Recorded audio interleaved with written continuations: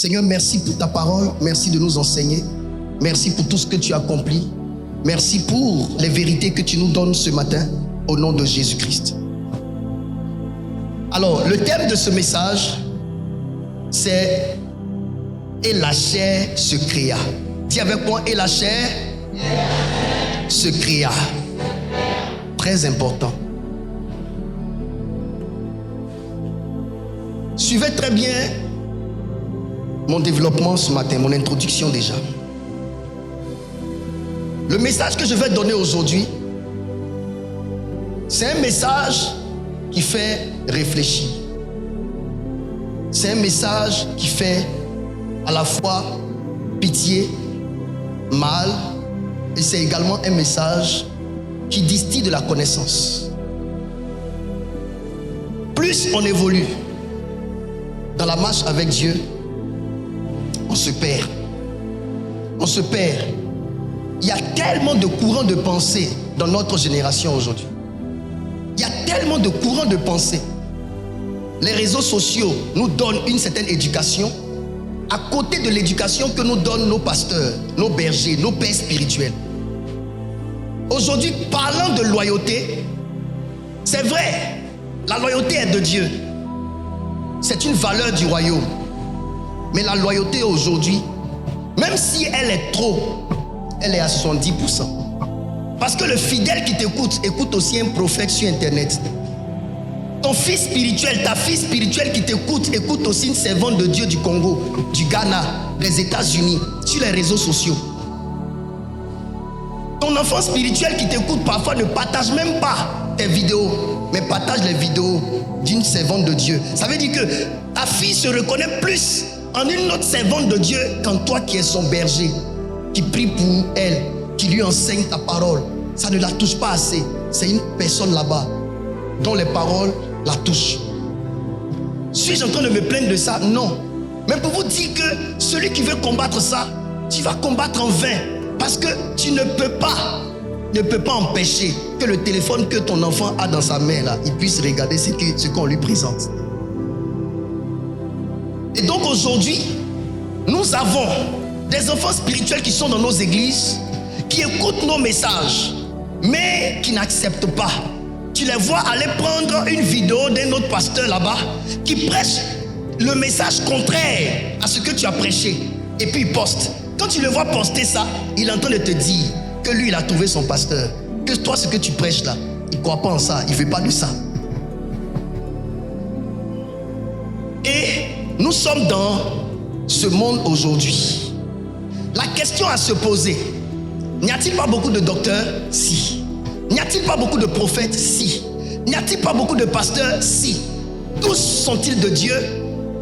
Non. Tous font-ils la volonté de Dieu? Non. Tous prêchent-ils la vérité de Dieu? Non. Écoutez-moi bien, je vais vous parler. Il y a une réalité dont a parlé l'apôtre Paul dans les temps dans lesquels nous sommes aujourd'hui. Et je veux qu'aujourd'hui nous lisions ensemble. Restez assis. Ce test-là, je veux qu'on lise ce test. Et vous allez voir que nous sommes dans ce monde actuel. Il y a beaucoup de nos enfants spirituels qui sont dans nos églises, qui n'aiment pas l'enseignement sur l'adultère, qui n'aiment pas l'enseignement sur les impudicités, qui n'aiment pas l'enseignement sur le fait qu'un homme doit avoir une seule femme. Il y a des gens qui ont quitté l'église pour être musulmans, juste à cause de prendre plusieurs femmes. Est-ce que ça te donne le salut pour autant? Tu auras pris plusieurs femmes, mais le chemin par lequel on doit aller au ciel, c'est bien sûr par Jésus-Christ. Suis-je en train de parler contre une religion? Non. Mais je suis en train de te dire que nous avons fait le choix de ne pas aborder le salut. On a fait le choix d'aborder les plaisirs de nos cœurs. Ce que nous aimons faire, c'est son pasteur que nous cherchons. Ce que nous aimons pratiquer, c'est son pasteur que nous cherchons. La vie, mauvaise vie que nous aimons pratiquer, c'est son pasteur que nous cherchons. Nous cherchons le pasteur qui nous prêche que notre mauvaise vie est bien. Nous cherchons le pasteur qui nous enseigne que les mauvaises manières de nous comporter là, c'est bien. On cherche ce pasteur là dans ce pays et on va dans son église. Les gens choisissent le pasteur pas en fonction de la vérité de la parole de Dieu.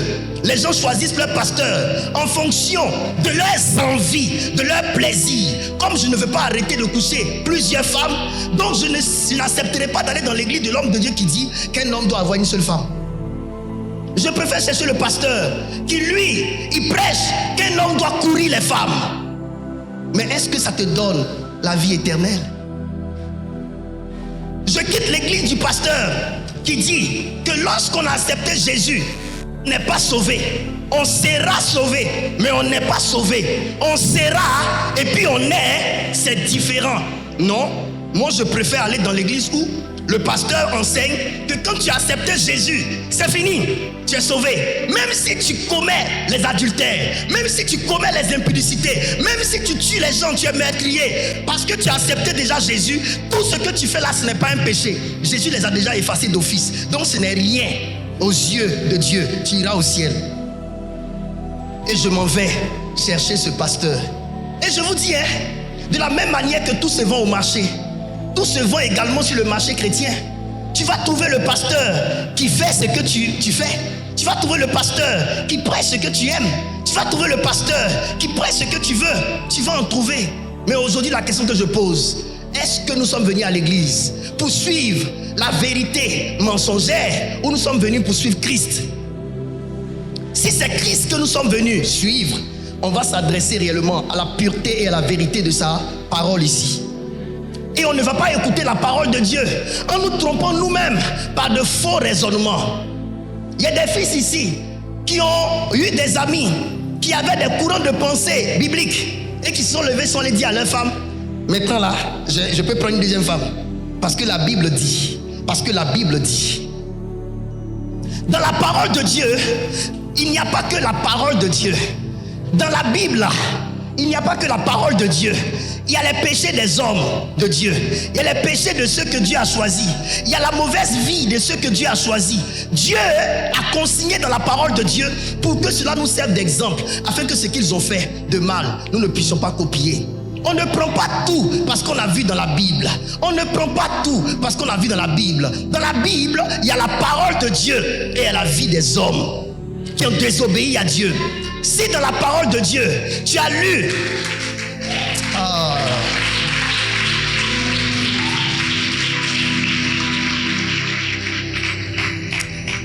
Je me sens dans la lutte.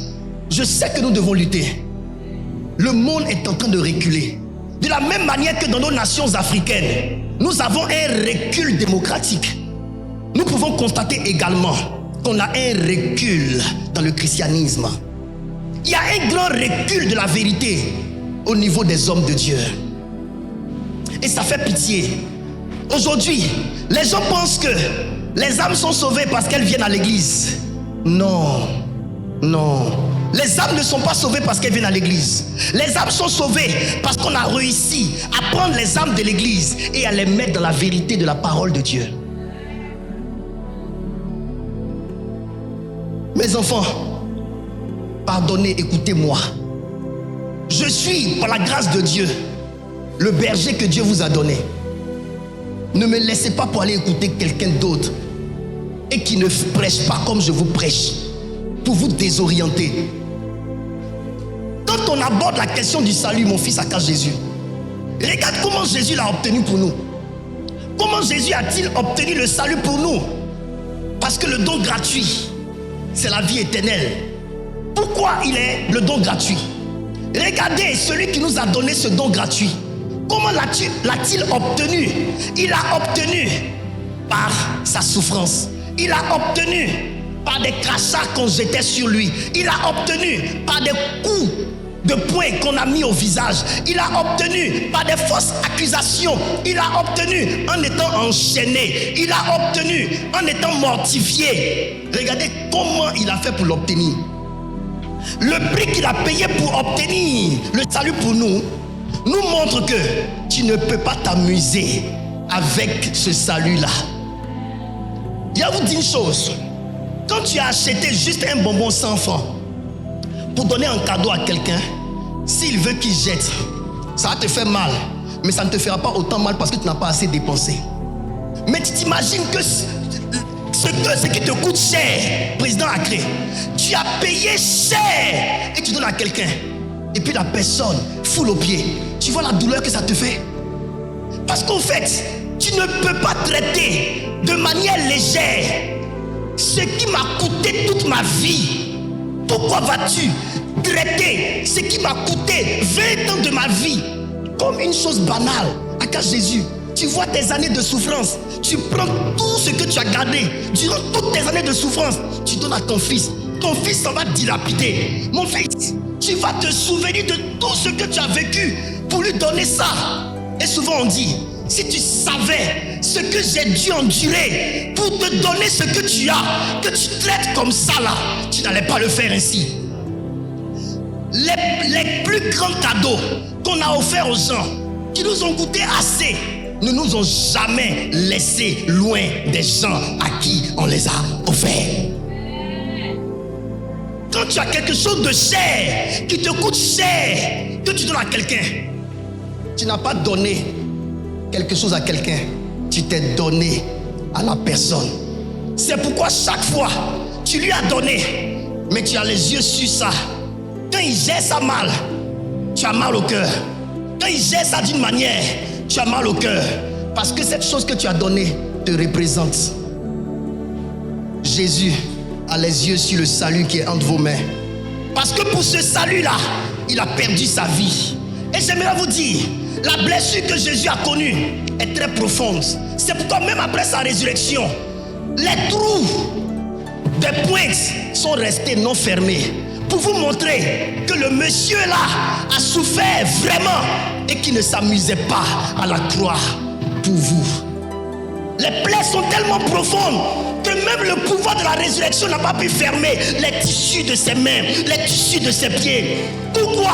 Parce que le monsieur a payé vraiment. Le monsieur a souffert vraiment.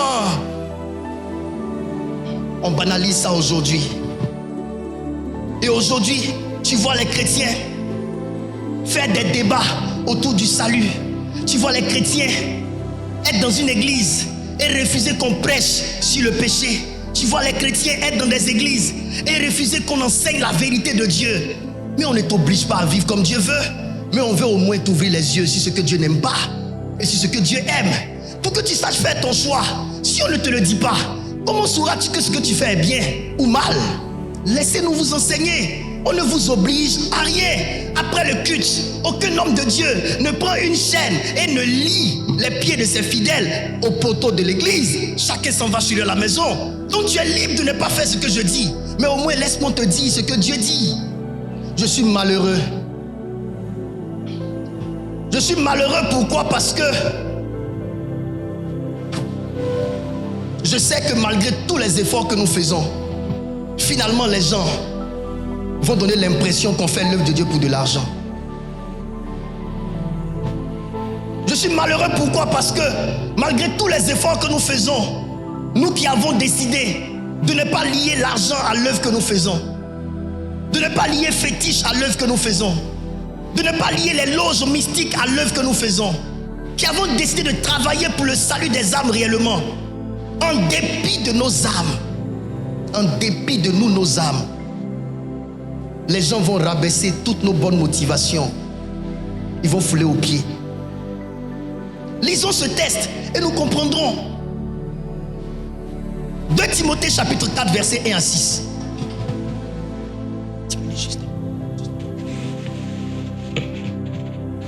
2 Timothée le chapitre 4 les versets 1 à 6, je lis la parole. Je t'en conjure devant Dieu et devant Jésus-Christ, qui doit juger les vivants et les morts. Pourquoi doit-il juger les vivants et les morts? Pourquoi doit-il juger si alors tout ce qu'on fait est bien? Parce qu'il aurait payé à la croix. Pourquoi va-t-il encore venir juger les vivants et les morts? Pourquoi un jugement? Continue. Et au nom de son apparition et de son royaume, prêche la parole. Insiste en toute occasion, favorable ou non. Attends. L'apôtre Paul dit à Timothée, prêche la parole. Insiste en toute occasion. Oh papa, arrête de prêcher le message là. Ça dérange l'église. L'apôtre Paul dit quoi? Insiste. Président Acré, jugez-moi sur la parole de Dieu. Moi, je vous demande pardon à vous tous qui êtes mes fils proches. Facilitez-moi la tâche. Aidez-moi à faire ce que Dieu dit. Ne me combattez pas avec votre façon de penser. Ne m'attaquez pas, vous attaquerez Jésus. Tant que vous n'avez pas vu ce que vous voulez faire là dans la Bible, réfléchissez avant de vouloir faire. L'autorisation de faire une chose, une autre chose, c'est la parole de Dieu qui nous la donne. Et non nos pensées. Ça fait mal de savoir que tes fils spirituels qui te sont proches, souvent c'est eux-mêmes qui te combattent en esprit quand tu enseignes des choses. Parce que ça les dérange. Comme ça nous dérange, donc papa ne doit pas prêcher ça. Ne faites pas ça s'il vous plaît. Ne me tuez pas. Je ne vous demande pas l'argent. Je ne vous demande pas vos maisons. Je ne vous demande pas vos biens. Je vous demande juste de me laisser faire ce que Dieu a dit. Ce qui a fait qu'aujourd'hui, je n'ai pas les biens que vous avez parce que je ne travaille pas dans la société. Intelligent à l'école. Mais j'ai dû arrêter pour ça. Laissez-moi faire ce pourquoi j'ai tout arrêté. Ayez pitié de moi. Laissez-moi faire seulement tout ce que... Quand on finit de faire les prières ici, les offrandes j'en fais. Mais souvent après toutes les offrandes, je vous dis aujourd'hui, souvent les dimanches, après le culte, il y a des gens qui rentrent au bureau. Toute l'offrande du dimanche, je prends, je leur donne. Et je rentre à la maison avec rien. Donc il n'y a rien qui reste avec moi. Il n'y a rien qui reste dans ma main, mes enfants. Sinon j'aurais eu une voiture aujourd'hui. Il n'y a rien qui reste avec moi. Sinon j'aurais acheté un terrain. Mais pas avec l'argent de Dieu. Demandez, je ne prends jamais l'argent de Dieu pour m'acheter des choses qui m'appartiennent. Mon fils Akash Jésus est venu me faire une offrande de 100 000 un jour qu'il est quitté en voyage. Il dit, Daddy, je te connais. Ça là, c'est pour que tu manges ton aloco. Parce que je sais que tu vas prendre cet argent, tu vas regarder, tu vas dire la part de Dieu dedans. C'est lui, le voici. Et ça m'a plu parce qu'au moins je sais que l'enfant connaît son père. Il sait que son père, il ne s'amuse pas avec l'argent qui sort de nos mains dans sa main. Je ne vous demande rien. Je ne vous demande rien. Depuis que je jeûne, je n'ai jamais appelé pour dire, ma fille, envoie-moi des fruits pour que je coupe mon jeûne. C'est maman Pauline qui s'est levée un jour, qui a fait achat de fruits qui est venue me donner. Je ne lui ai pas demandé. C'est ma fille Marie-France qui a préparé pour venir me donner la dernière fois. Je n'ai jamais demandé. Un papa qui ne demande rien à ses enfants. Un pasteur qui n'exige rien de ses enfants. Tout ce qui fait mon bonheur, c'est qu'on me laisse librement prêcher pour qu'au moins vos yeux s'ouvrent. Que vous connaissiez la parole, que vous avanciez dans votre vie.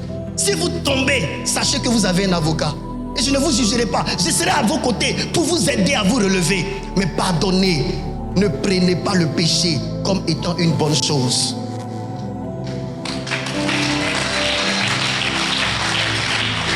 Le péché, les péchés là, moi-même j'en commets. Mais je ne vais jamais dire à Dieu, Seigneur, comme c'est moi l'homme de Dieu qui fait, donc c'est de Dieu. Jamais, mes enfants. Quelqu'un m'attrape en train de faire ce péché. Il me dit, papa, ce que tu fais là, c'est quoi? Il dit, mon fils, j'ai eu envie de faire ça aujourd'hui. Mais ce n'est pas de Dieu. Tu me vois en train de fumer. Oh, c'est pas de Dieu. Pas parce que c'est le pasteur qui tient le mégot. C'est pas de Dieu. Je suis en train de me perdre. C'est pas de Dieu.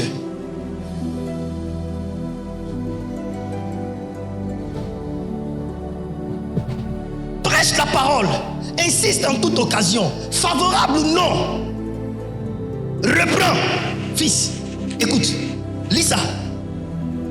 Reprends. Attends, reprends c'est quoi? Non, c'est pas reprendre dans le terme de... Non, c'est reprendre quelqu'un, reprendre. Ah, répondre, c'est la réprimande. Reprendre, c'est la réprimande. Un homme de Dieu ne doit pas réprimander. Un homme de Dieu ne doit pas reprendre. Un homme de Dieu, c'est pas normal qu'un homme de Dieu fasse ça en plein culte. Il ne doit pas appeler l'un de ses fils et puis le reprendre devant les gens. L'apôtre Paul dit quoi? Mon fils, pardon, lis. Peut-être qu'il ne comprend pas français. Prêche la parole. Oui. Insiste en toute occasion. Oui. Favorable ou non. Oui. Reprends. Attention. Reprends. Virgule. Censure. Président Acré, censurer c'est quoi? Censurer c'est quoi? Regardez dans votre dictionnaire. Activez ça vite et puis donnez-moi la définition. Censurer. Donnez-moi la définition réelle de censurer. Oh mon Dieu. Connecte-toi rapidement et puis après tu mets sur mode avion. Je veux avoir la définition de censurer. Parce que Certaines personnes disent, papa, après, je n'ai rien compris. C'est français là qui ne comprennent pas.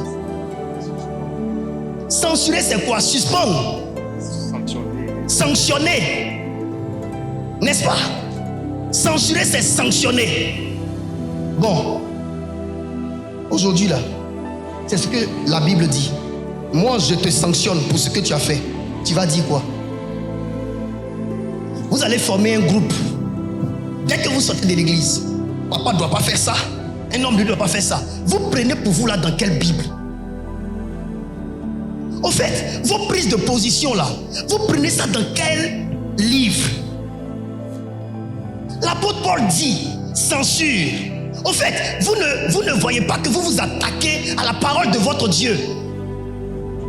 Mais au commencement était, la parole était, et la parole était. La parole de Dieu, quand tu t'attaques à elle, tu t'attaques à qui? Et puis tu pries que Dieu t'exauce. Et puis il est avec toi. Merci ma fille. Vous, au fait, vous ne remarquez pas que vous faites du mal à Dieu chaque fois que vous avez des prises de position. Vous êtes devenu Dieu au point de vouloir réécrire la Bible. Au fait, vous n'aimez pas la Bible. Vous n'aimez pas la parole de Dieu. Vous voulez que la parole de Dieu soit réécrite. Vous voulez que Dieu, il apporte des améliorations à sa parole. Et c'est ce que le diable est en train de faire en ce moment. Il dit censure. Après censurer, il dit exhorte. Avec toute douceur. Quand on parle d'exhorter, l'exhortation se fait avec douceur. C'est l'exhortation qui se fait avec douceur. Mais sinon, reprendre là, ça ne se fait pas avec douceur. Censurer là, ça ne se fait pas avec douceur. Et il dit, et en instruisant. Continue, allons-y vite, le temps passe.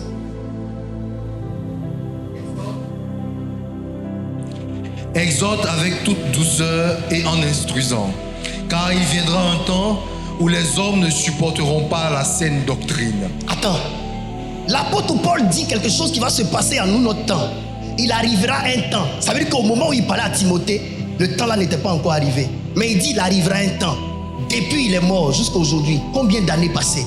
Ce temps-là est arrivé. Il dit il arrivera un temps. Parce que l'apôtre Paul est un prophète. C'est un homme de révélation. La Bible dit à cause de l'excellence des révélations qu'il avait, Dieu a laissé Satan lui envoyer un ange pour lui souffleter une écharde pour qu'il ne puisse pas s'enorgueillir. C'est un homme qui a la révélation. Il peut voir sur 3000 ans ce qui doit arriver dans le futur. Et il dit, car il viendra un temps où les hommes ne supporteront pas la saine doctrine. La saine doctrine, c'est quoi? La saine parole de Dieu. Les gens ne supporteront pas. Les gens ne supporteront pas la parole de Dieu qui est saine. La saine vie. Laissons parole de Dieu. Dans la vie normale, un homme est censé vivre comment? Selon la morale. Sainement, l'homme est censé vivre sainement. Ou bien, qui aujourd'hui veut traiter avec des collaborateurs qui dilapident? Qui aujourd'hui dans les entreprises sérieuses veut traiter avec des collaborateurs qui volent l'argent de l'entreprise? Qui aujourd'hui veut traiter avec des collaborateurs malhonnêtes? Dites-le-moi que je puisse me reposer. Qui aujourd'hui veut traiter avec des collaborateurs qui couchent entre eux dans l'entreprise? Qui aujourd'hui veut traiter avec des collaborateurs qui font du faux? Qui? De toute mon existence, toutes les entreprises qui ont voulu faire des affaires avec d'autres entreprises ou des particuliers, ils demandent si les personnes sont fiables. On demande la fiabilité. On demande le sérieux. Même Satan n'acceptera pas d'avoir des collaborateurs corrompus. Parce que le coupeur de tête n'aime pas qu'on passe derrière sa tête avec une machette.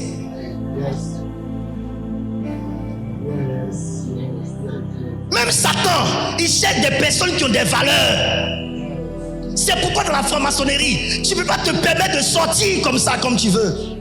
On t'exige des règles, on t'exige une discipline, on t'exige une façon d'être, on t'exige une façon de vivre. Pourquoi alors ne voulez-vous pas que votre Dieu qui est saint et qui est saint puisse choisir des personnes qui ont une saine vie? Pourquoi voulez-nous museler Dieu sur la terre? Pourquoi dites-vous avoir besoin de Dieu, mais refusez Dieu par ses commandements et par sa parole et par son style de vie?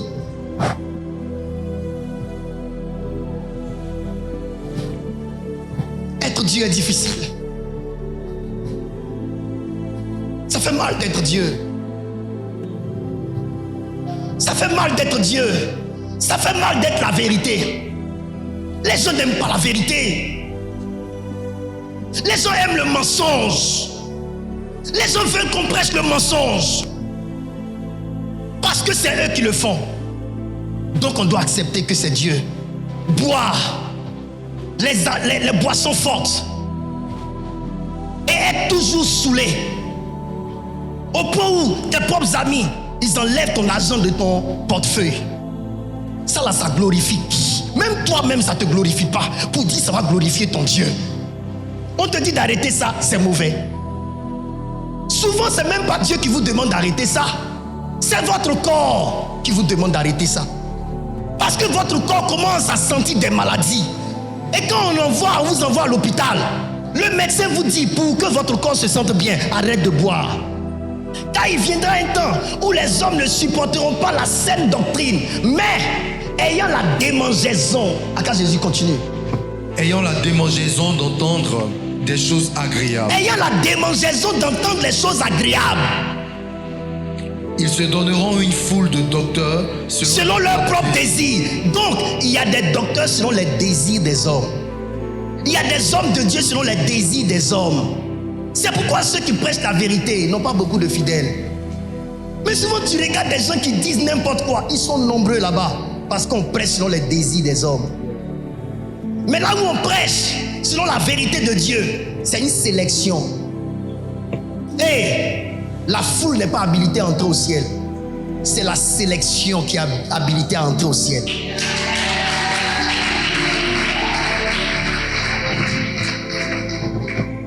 Écoutez-moi très bien. Même dans nos nations, les institutions, les entreprises les plus fortes, les plus puissantes, c'est des cracks qui y entrent. Regarde Jésus, quand tu faisais ton concours pour entrer à la BAD, là, vous étiez combien d'élèves? Il y avait 500 candidatures. 500 candidatures. Ils ont retenu combien? 6. Là où c'est des postes de valeur, n'importe qui ne peut pas aller là-bas. Il faut être un crack. Le royaume des cieux. Pourquoi pensez-vous que c'est un endroit banal? Pour que n'importe qui s'élève et y entre avec sa mauvaise vie. C'est la sélection. C'est la sélection, mon enfant, c'est la sélection. Tout le monde ne peut pas être président de la République. Tout le monde ne le peut pas. Je suis venu te parler de tout mon cœur. Il faut que tu comprennes.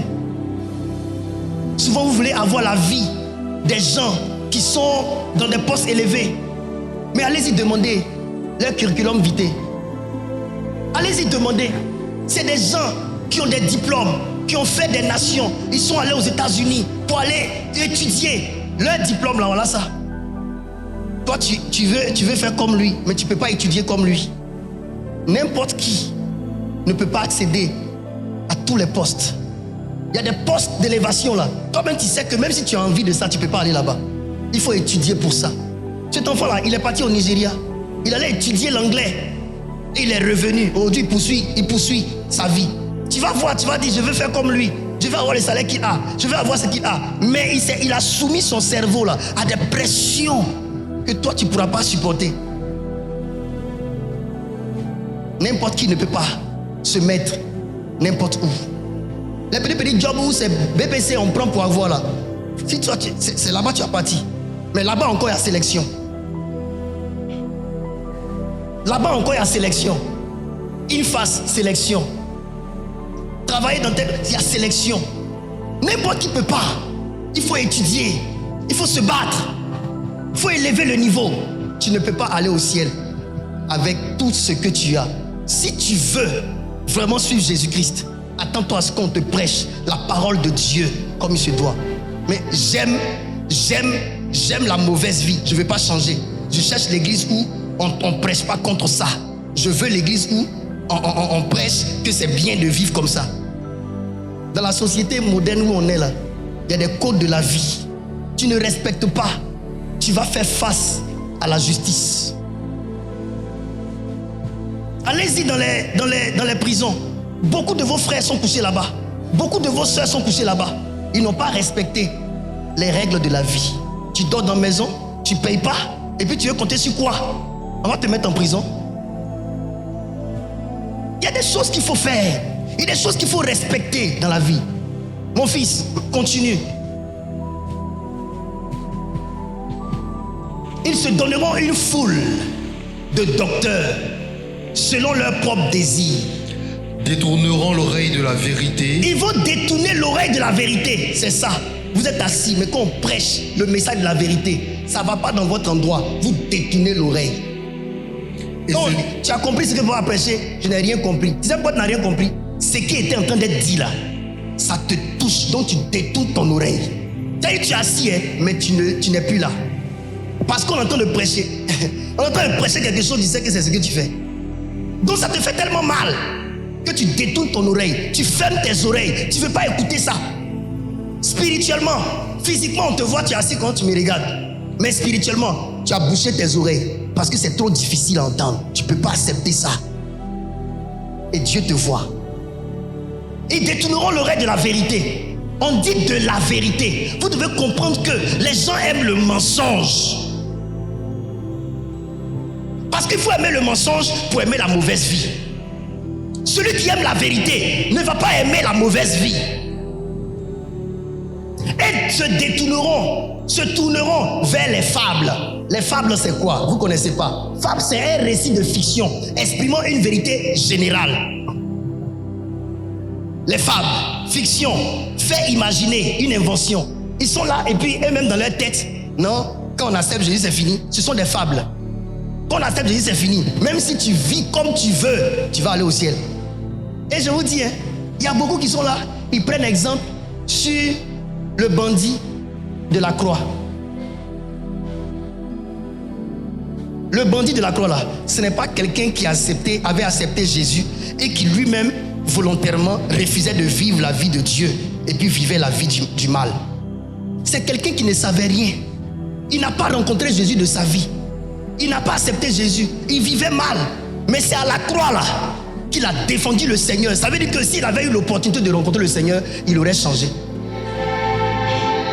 Et c'est pourquoi Jésus lui a dit, aujourd'hui tu seras avec moi dans mon royaume. Mais toi, tu n'es pas un voleur. Toi, tu es assis, tu es chrétien, tu as accepté Jésus. Et puis tu refuses de vivre comme Dieu veut. Juste quand tu défends la mauvaise vie là, contre la bonne vie de Dieu, tu fais exprès. Tu n'es pas comme le bandit à la croix. Le bandit à la croix n'a pas refusé d'accepter Jésus. Il n'avait pas rencontré encore Jésus. Il entendait parler de lui. Lorsqu'il a été à côté de lui, il a pris la décision de le défendre.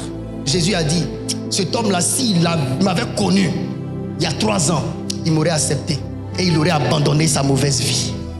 C'est pas comme toi. On peut avancer. C'est d'abord le premier test que je voulais vous faire lire.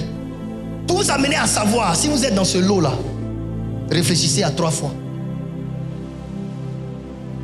Je comprends pourquoi cette église va aller lentement. Cette église-là va aller lentement. Mais ceux qui vont rester ici, au moins, même s'ils ne sont pas saints, mais ils auront ouvert leur cœur à la saine vie. Ils auront dit à Dieu, nous, on n'est pas bien, mais on aime la vérité. On est là, on reste là, jusqu'à ce que tu nous changes. Moi, Franck Romaric, j'ai fait le choix de faire ce que Dieu veut. Quand je fais mal, je m'assois. Au fond de moi, je dis au Seigneur, je connais ta parole, mais je l'ai transgressée.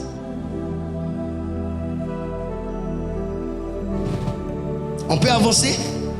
J'aimerais vous parler de quelque chose. Accorde Jésus, Romains chapitre 10, verset 9. Avant que je ne prêche mon message, je veux nettoyer un peu l'oreille de mes enfants. Romains 10, 9.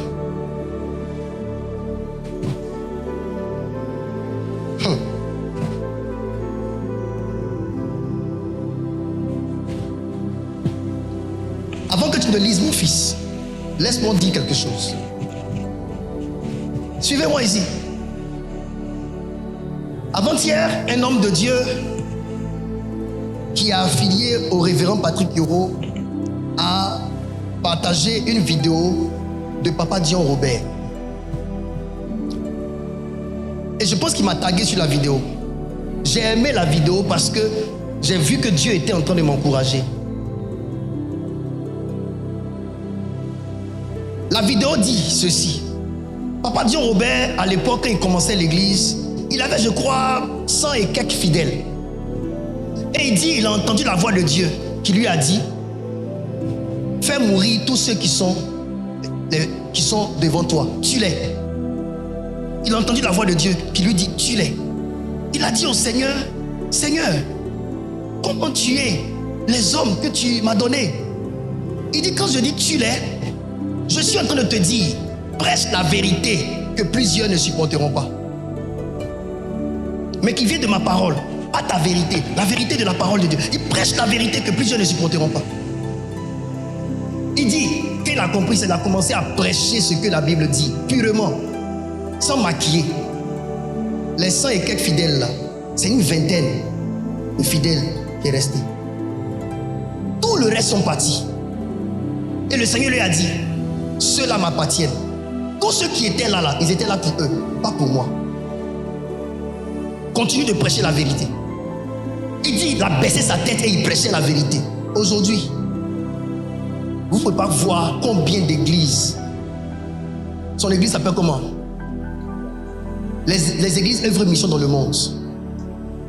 Nous les hommes de Dieu, on a peur de prêcher la vérité telle qu'elle est. Parce que cette vérité-là va faire que certains de nos enfants que nous aimons vont quitter l'église. Mais si tu es venu faire la volonté de Dieu, ne tiens pas compte de ceux qui s'en vont.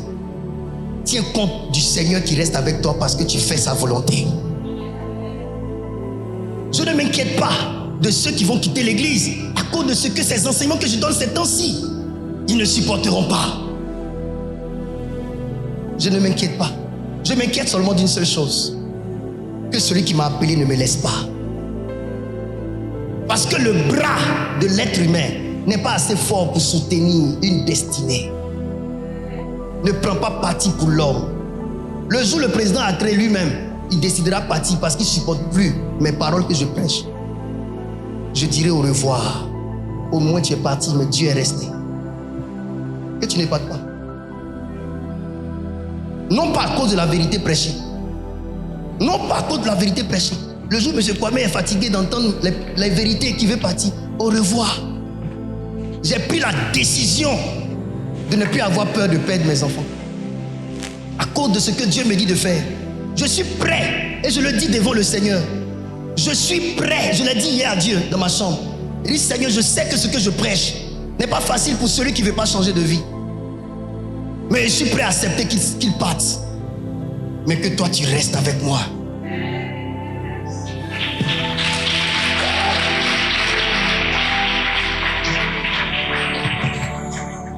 Romains chapitre 10 verset 9. Je veux qu'on lise ça parlant du salut. Je lis la parole.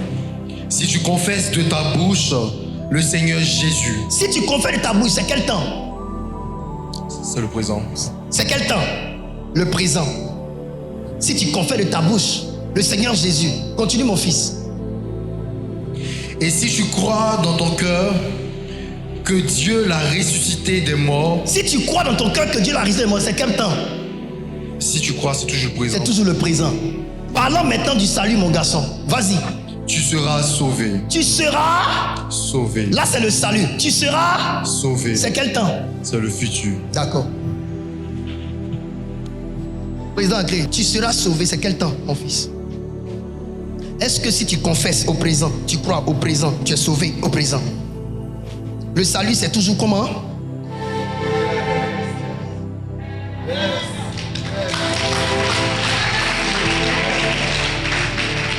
Quand on dit tu seras sauvé, ça veut dire entre le présent et le futur là. Entre le présent et le futur, dans le chemin, en allant là. Si tu fais ce que Dieu n'aime pas, tu ne seras pas. Tu vois, tu peux ne pas être sauvé.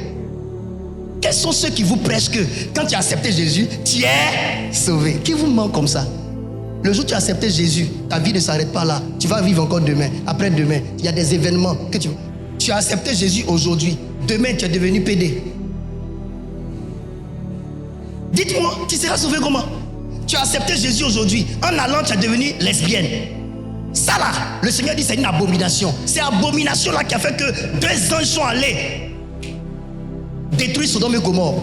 Dis-moi, si Dieu s'en va détruire Sodome et Gomorrhe là, vous pensez que c'est une ville ou bien c'est composé d'habitants? C'est pas la ville qui était le problème, c'est les habitants qui ont dénaturé la ville. La ville c'est Abidjan, mais c'est nos comportements dans Abidjan là qui fait que Abidjan va prendre peau cassée. Tu seras sauvé. Tu seras sauvé.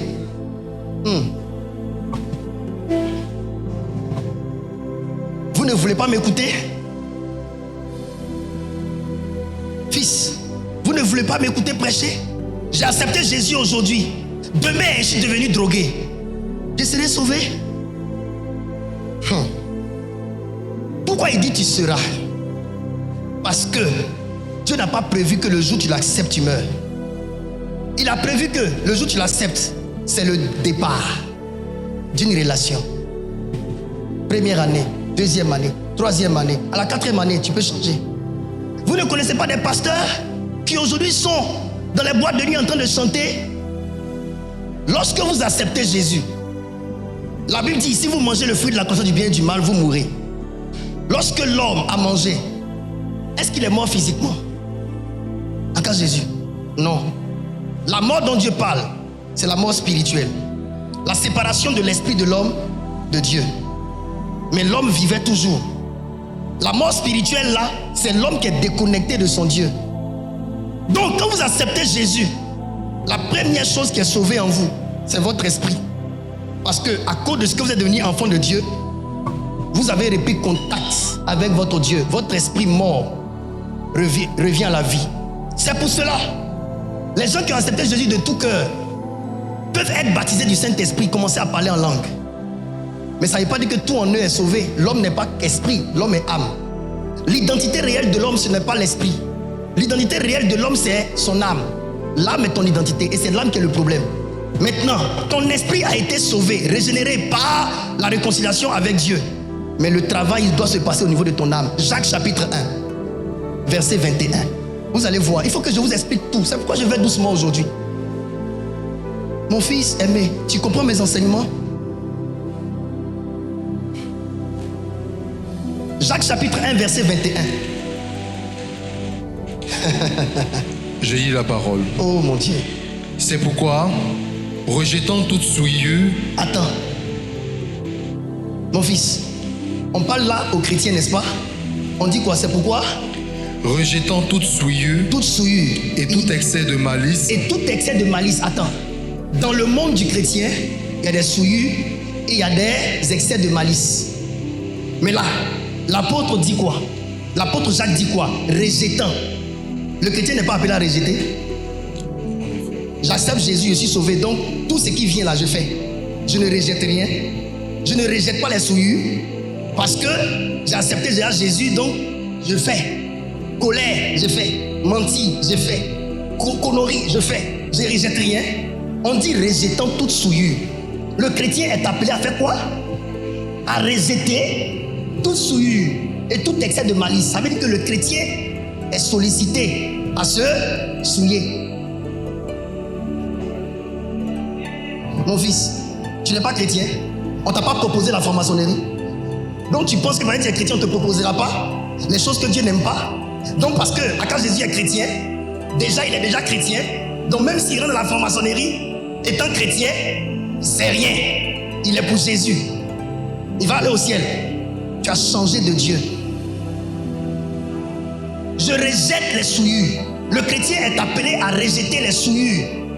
Le chrétien est appelé à rejeter les souillures. Je répète, président Akré, tu es appelé à rejeter les souillures. Comme Daniel, Shadrach, Meshach et Abednego. On ne peut pas accepter de se souiller avec les mets du roi Nebuchadnezzar. Mon fils, non, non, non, non, non, non, non, non, non, non. Tu es appelé à rejeter les souillures. Mardochée était dans le palais du roi Assuérus. Le Dieu de Mardochée dit qu'un juif ne se met pas à genoux devant un homme. Aman s'est levé avec son autorité de premier ministre. Tout le monde se prosternait, mais l'homme s'est mis debout devant lui. Pourquoi? Il est fils de Dieu. Son Dieu lui interdit de se mettre à genoux devant un homme. Chrétien, tu n'es pas appelé à tout accepter. Le chrétien sait ce que son Dieu n'aime pas et il refuse. Avant, je ne connaissais pas Dieu dans une certaine dimension. Je partais avec les hommes mariés. Aujourd'hui, je veux suivre Jésus véritablement. Je ne peux plus accepter ça. S'ils veulent qu'ils ne me donnent plus de leur argent, je vais apprendre à travailler moi-même.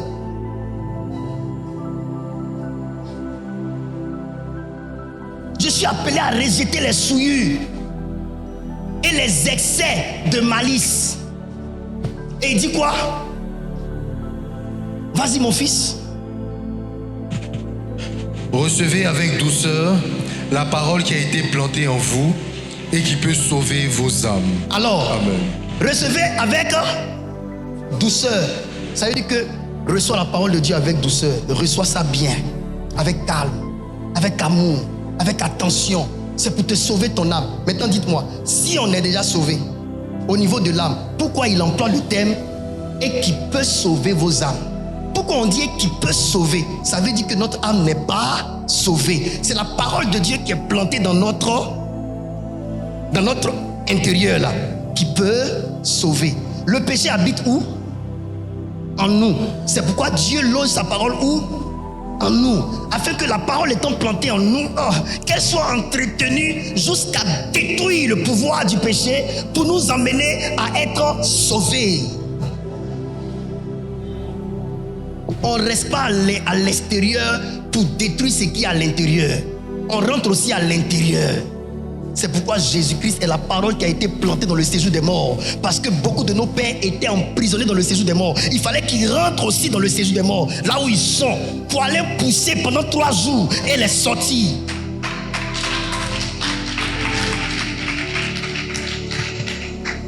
Là où le mal est, c'est là où le bien entre pour détruire le mal et germer le bien. Président Acré, je prêche doucement aujourd'hui pour que tu comprennes et qui peut sauver vos âmes. Tu as accepté Jésus, ton âme est déjà sauvée. Ton âme sera. Donc ça veut dire que c'est un pro. Oh, merci. Vous savez prêcher comme moi, comme ça. Et puis je prêche, vous vous fâchez. Pourquoi? Papa doit toujours prêcher. Il est en train de planter la parole de Dieu dans ton âme. Regarde, il y a des choses que tu as voulu être poussé à faire. Et puis tu t'es souvenu d'une parole de Dieu. Tu dis non, n'est-ce pas? Souvent tu as failli te fâcher et agir. Et puis tu t'es souvenu d'une parole de Dieu. Papa a prêché ça aujourd'hui. Il faut que... Non, je ne dois pas faire. Vrai ou faux? À qui c'est déjà arrivé? Vous voyez? Si je ne vous prêchais pas, si vous voyez que ce que je vous ai prêché, et souvent même c'est même pas... Souvent c'est moi-même ma voix que tu entends. C'est ma voix que tu as entendue à l'église là. C'est ça qui remonte.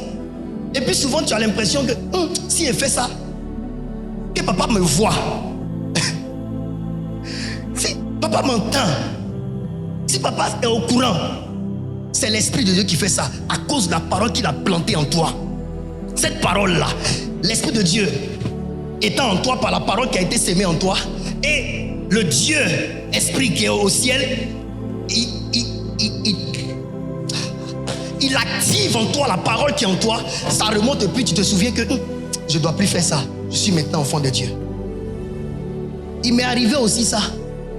Quand les hommes m'ont fait du mal, moi je pardonne très vite. Mais la dernière fois c'était chaud pour moi. Je me suis levé, je sentais en moi le désir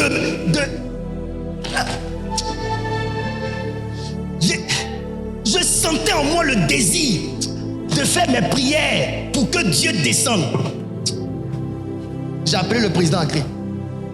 Dans la vie, vous devez avoir des intercesseurs. C'est-à-dire que des personnes qui peuvent vous parler pour dire papa, non, il ne faut pas faire. Papa, il ne faut pas faire. Papa, il faut laisser. Papa, laisse tomber. Et puis ça te refroidit. C'est ce que Dieu même fait. Le rôle de l'intercesseur, c'est de parler à Dieu pour que Dieu se décharge de sa colère. C'est pourquoi Dieu aimait Moïse. Dieu voulait frapper Israël. Mais quand Moïse dit, ne le frappe pas, Si tu frappes ton peuple, on dira que tu les as fait sortir de l'Égypte pour les tuer dans le désert. Et c'est toi qui vas prendre les pots cassés. Il dit, comme tu l'as dit, je ne ferai pas. La Bible dit que Dieu est lent à la colère, non? La lenteur de la colère de Dieu n'est pas tant une maîtrise que Dieu a sur lui-même. C'est aussi l'intercession des intercesseurs auprès de lui qui l'amène à dire non, je laisse. Alléluia. J'ai parlé avec Janine, je l'ai appelée, elle a commencé à parler. Elle dit, il ne faut pas faire. Quand elle dit, il ne faut pas faire, c'est là, mais il y a envie de faire même. Mais elle a parlé jusqu'à, quand il a coupé, je me suis assis. Il ne faut pas faire, il ne faut pas faire, il ne faut pas faire. Le président a créé, il ne faut pas faire, il ne faut pas faire. Mais quelques enfants, il ne faut pas faire. Et puis la parole de Dieu maintenant en moi. Il dit, non, il ne fait pas. Maintenant, ça y est ce qu'il a fait.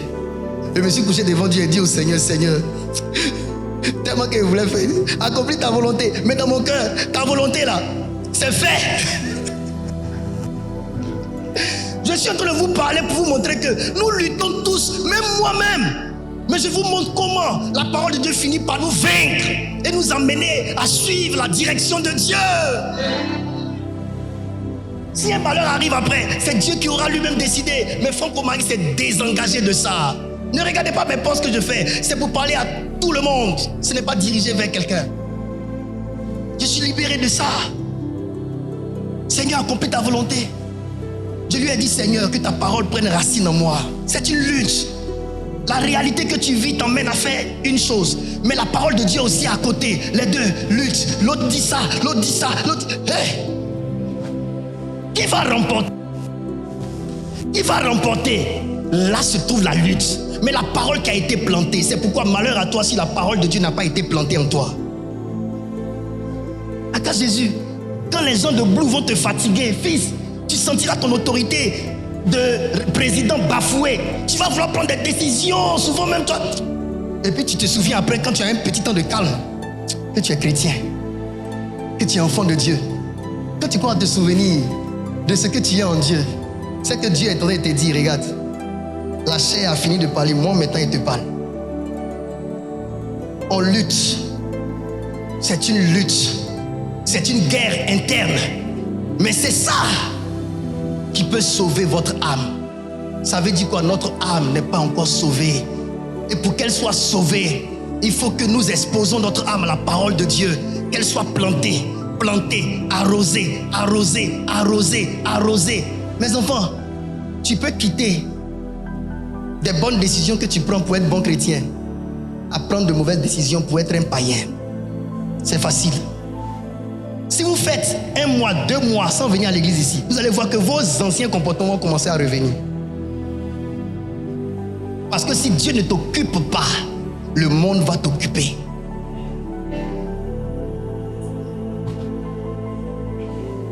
« 2 Corinthiens chapitre 7 verset 10. Le Seigneur m'a donné ce passage-là pour vous amener à comprendre qu'il y a 2 types de tristesse. Dans la maison de Dieu, il y a des tristesses. La tristesse est souvent causée par la parole de Dieu, tellement elle est vraie et tellement elle t'a bouleversé qu'elle te rend triste. Mais le Seigneur dit cette tristesse-là est une tristesse salutaire. Lisez, regarde Jésus, lis pour eux. En effet, la tristesse selon Dieu produit une repentance à salut dont on ne se répand jamais. Dont on ne se répand jamais. Dieu est en train de dire qu'il y a des péchés qui sont en nous dont on ne se répand jamais. Président, pardon. Aujourd'hui, la parole de Dieu est intéressante. Le Seigneur est en train de nous dire ici, par le canal de l'apôtre Paul, que l'homme a des péchés. Et des péchés, il est facile pour l'homme de s'en repentir. Mais à d'autres, il ne s'en repent pas. Les péchés dont on ne s'en repent pas, c'est les péchés qu'on ne veut pas que l'homme de Dieu touche, que l'orateur touche, que le prédicateur touche, que la servante de Dieu touche. Les gens ont appelé ça péché mignon. C'est ça qu'on cache. Il y a des choses que facilement tu peux dire à ton père spirituel. Mais il y a des choses, même s'il dit que Dieu lui a dit que tu fais. Ton oreille droite a entendu. Tu sais que c'est vrai, mais en même temps ton oreille gauche dit, il ne faut pas lui dire. Si tu lui dis, il va te voir comment? Si tu lui dis, il te sera dévoilé. Si tu lui dis, écoute, on n'est pas ici au tribunal. Il y a des péchés dont on ne s'en répand jamais. Écrivez ça. Ça dit, c'est difficile pour toi d'accepter que toi tu fais ça. Mon fils, accorde Jésus. Est-ce que tu vois la parole de Dieu? Regarde mon fils. Dont on ne se répand jamais. Il n'a pas dit dont on ne se répand pas. Il dit jamais. C'est-à-dire que c'est une décision qui est ferme. Ferme. Ça, je peux jamais dire. Je peux dire ça, mais ça. Jamais. La chose même te dit, ne dis pas. Mon fils, c'est quand tu dis que tu emboîtes le pas vers la délivrance. Tu as compris? Dont on ne se répand jamais. En effet, la tristesse selon Dieu produit une repentance. Quand tu viens à l'église, on prêche sur le péché dont tu ne te répands jamais. Ça crée en toi une tristesse. Mais la tristesse là, c'est une tristesse selon Dieu. Et l'objectif de cette tristesse là, c'est qu'elle va produire une repentance à salut dont on ne se répand jamais. Donc, pour les péchés dont on ne se répand jamais, la solution, c'est la tristesse selon Dieu. Un message qui crée en toi une tristesse selon Dieu. Les orgueilleux, ça ne crée pas en eux une tristesse, ça crée une révolte, ils se fâchent. Ça, c'est les orgueilleux, ceux qui ne veulent vraiment pas changer. Ils se fâchent en colère et ils commencent à chercher dans l'église leurs amis qui savent ce qu'ils font et qui ont raconté peut-être au pasteur. Alors que ton ami ne connaît même pas le pasteur. Il n'a même pas parlé avec lui. C'est Dieu qui te connecte. Dieu qui est ton papa, qui veut te sauver là. C'est lui qui ce jour-là a mis ça dans la bouche de son oint pour qu'il parle, pour qu'il fasse la lumière sur ce défaut caractériel pour que tu changes. Et il dit, tandis que la tristesse du monde produit la mort. Donc il y a la tristesse selon Dieu et la tristesse du monde. Il y a deux tristesses. La tristesse selon Dieu qui produit la repentance à salut dont on ne se répand jamais. Tandis que la tristesse du monde produit la mort. Tous ceux qui ont quitté le monde et qui sont tristes parce qu'ils sont en train de sortir du monde, cette tristesse-là, ça produit la mort. Ils regrettent pourquoi ils ont abandonné cet homme marié, pourquoi ils ont abandonné cette mauvaise vie. Ça leur fait mal, ils sont tristes, ils ne veulent pas, ils sont tristes. Et ça va te conduire à la mort. Ça va te conduire à la mort. C'est dans ça que tu trouves ton argent. Tu es en train d'être condamné à ne plus jamais vivre de toi-même tes capacités que Dieu a mis en toi. Tu es en train de te condamner à vivre en étant toujours lié à ce péché-là. Si vous n'apprenez pas à vous battre de vous-même pour gagner votre pain et que chaque chose que vous devez avoir, c'est forcément coucher avec un homme marié, vous n'allez jamais pouvoir vous en sortir seul. À toutes mes filles qui sont ici, qui font ça, je ne vous juge pas, mais je suis en train de vous dire, vous êtes en train de condamner votre vie à ne jamais vivre de vos propres moyens et à ne pas bénéficier du secours de l'Éternel. Parce que tellement attaché à cet homme marié qui chaque fois, il vient coucher avec toi, il te donne, coucher avec toi, il te donne, il est en train de t'enlever le pouvoir de te battre toi-même et de compter sur Dieu. Demain, s'il t'a dit qu'il ne veut plus, tu es détruite. Parce que tu es habitué à ça, tu ne peux pas vivre seul. Vous savez pourquoi Franck au mari, malgré le fait qu'on m'ait maudit, on est d'ici, ça sur moi, je fonctionne toujours parce que j'ai appris à me battre seul sans eux. C'est quand tu dépends de quelqu'un que quand la personne te laisse, tu souffres.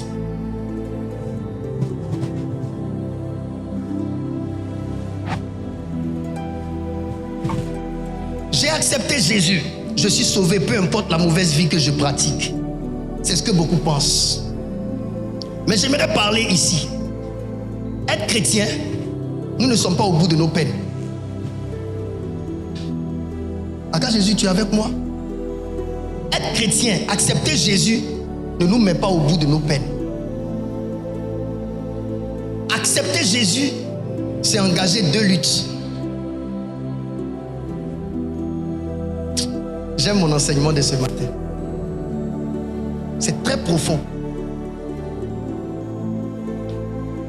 Il a fallu les enseignements que je donne ces derniers temps-là pour que beaucoup de personnes se rendent compte qu'elles viennent à l'église, mais elles ne vivent pas comme Dieu veut.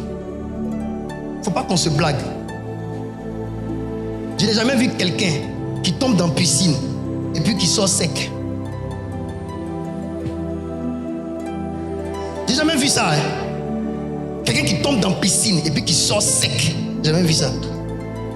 Une femme qui accouche et qui n'est pas mouillée. J'ai jamais vu ça. Un bébé qui sort du ventre de sa mère, qui n'a pas de l'eau sur lui, du liquide sur lui. Je n'ai jamais vu ça. Une femme qui tombe enceinte et puis son ventre est vide. J'ai jamais vu ça. Donc si toi tu as accepté Jésus, qu'est-ce qui le prouve? Qu'est-ce qui le démontre? Prenons Jésus. C'est pourquoi quand on accepte Jésus, on nous baptise. On nous baptise, on rentre dans l'eau, quand on sort, on est mouillé. On doit voir le Jésus que tu as accepté là, cette nouvelle vie là, sur toi. J'ai accepté Jésus, mais tu n'as même pas changé. Rien n'a changé en toi. Ta façon de parler, pareil. Ta façon de vivre, pareil. Ton style de vie, pareil. La seule différence, tu vas de temps en temps à l'église maintenant. Mais depuis quand l'église sauve? Depuis quand maison qu'on a construite la sauve? Depuis quand cette maison-là, bâtie là, sauve? À quand Jésus? Salomon a bâti le temple de Dieu, n'est-ce pas? Et puis Salomon, il s'en va prier Dieu. Dieu lui dit: je n'habite pas dans une maison faite de mains d'homme. Ah, papa. Ah, papa. Combien de lingots d'or David n'a pas donné à son fils? On te bâtit un temple à 12 portes, des parties ornées, le matériel cher. Tu me laisses construire tout ça. Tu me félicites. Bravo mon fils, tu as fait ça pour moi. Et puis tu me dis ensuite: mais moi, je n'habite pas dans une maison faite de mains d'homme. Et tu viens nous dire après: ton corps est mon temple. Donc à la vérité, je n'habite pas dans ce qui a été fait de main d'homme. J'habite dans ce que mes mains ont fait, qui est ton corps.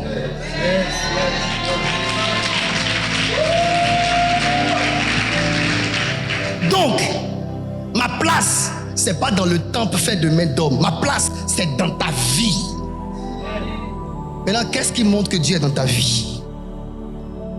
Quelle est cette vie que tu mènes qui montre que Dieu est rentré dans ta vie? Chrétien là, c'est ça.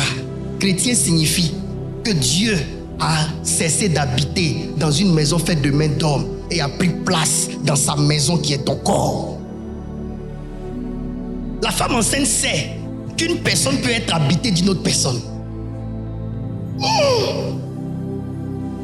Président Agré, la femme enceinte sait qu'une personne peut être habitée d'une autre personne. Donc Dieu peut habiter le corps d'un homme.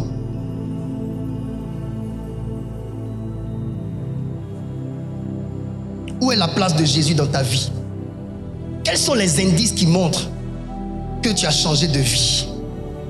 Un homme de Dieu a dit: si tu veux savoir que le chat a changé, demande à la souris. Le chat est tout le temps en train de chercher à manger la souris. Quand le chat va venir voir la souris et puis dire: souris, bonjour, bonsoir. La souris va sortir sa tête un peu. Tu es sérieux? Non, non, non, non, j'ai changé. Tu es sûr? Oui, j'ai changé. La souris sort sa patte. Et puis le chat recule sa patte. Chat que je connais là, si elle sort ma patte, chat va sortir sa patte pour me griffer. Mais quand la souris sort, et puis le chat est là, le chat ne mange pas la souris. Un jour, il faut attendre. Peut-être qu'il n'a pas faim. Un jour, 2 jours, 3 jours. Voilà chat qui est en train de manger spaghetti. Chat mange plus souris. 1 mois, 2 mois. La souris maintenant sort et puis la souris dit: moi aussi je suis chat. Parce que chat ne mange pas chat. Demande à la souris si le chat a changé. C'est la souris qui a la réponse. Tes amis au quartier peuvent-ils dire que tu es chrétien? Ta maman, qui quand elle t'envoie, tu ne vas jamais, peut-elle dire que tu es chrétienne? Ton papa envers qui tu es impoli, peut-il dire que tu es chrétien? C'est ton entourage d'abord qui témoigne. Le fait même qu'on dise, celle-là, elle n'aimait pas aller à l'église, mais maintenant qu'on dit dimanche, c'est elle qui est pressée pour partir. C'est le changement qui a commencé comme ça. C'est au moins quelque chose. Mais toi, on dit quoi de toi? Quand tu as lavé ton habit, tu as mis sur la corde, tu te retournes pour aller prendre encore l'autre pain pour venir mettre si quelqu'un a mis un petit caleçon dessus. Qui juste quand tu tombes pas, on verse non, juste quand tu te à cause des caleçons, ils ont mis sur la corde. Vous savez, quand je parle comme que j'exagère, les sœurs qui sont ici là, elles font des palabres inutiles dans leur quartier. Souvent sur cuillère, fourchette, petit couteau, du sel.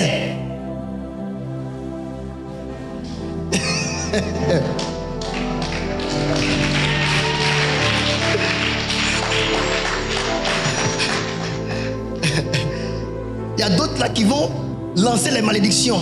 Jusqu'à ils vont dire, au nom du Dieu de mon père, la personne qui a pris mon sel là, le Dieu de ton père, laisse-moi tranquille. Emploie au nom du Dieu de ton père là pour être riche. Je peux avancer. Le chrétien fait face à deux grandes luttes. Mes enfants, accepter Jésus ne veut pas dire que c'est fini. On ne lutte pas. On lutte. La Bible dit, vous n'avez pas à lutter contre la chair et le sang, mais contre les principautés, les dominations, les princes de ce monde. Ça, c'est la première lutte. On lutte contre les esprits. La deuxième lutte, qui me plaît beaucoup, c'est la lutte contre le péché. Hébreux chapitre 12, verset 4. Je vous ai dit quoi? L'homme fait face à deux grandes luttes. La lutte contre les esprits mauvais de haut rang et la lutte contre le péché. Mon fils aimé, quand on a accepté Jésus, on n'est plus concerné par le péché. C'est pas ce que beaucoup disent. Mais pourquoi dans le Nouveau Testament même, on nous dit, vous n'avez pas encore résisté jusqu'au sang en luttant contre le... Dites-moi, ceux qui disent, quand tu as accepté Jésus, le péché c'est fini. Peu importe tout ce que tu fais, ce n'est plus un... Pourquoi ici, l'orateur dit, vous n'avez pas encore résisté jusqu'au sang? Quand on parle de résistance, c'est qu'il y a quoi? C'est qu'il y a l'adversité. Donc, le péché fait ça. Maintenant, toi, tu fais comment? Viens. Je vais vous montrer de manière très, très terre à terre. Il faut t'appuyer sur moi. Appuie-toi. Maintenant, je fais comme ça. Lui, il veut rentrer. Moi, il fait comment? Je résiste. Il veut rentrer. Il fait la pression sur moi. Moi aussi, il fait comment? Donc, voilà le chrétien. Je suis fatigué.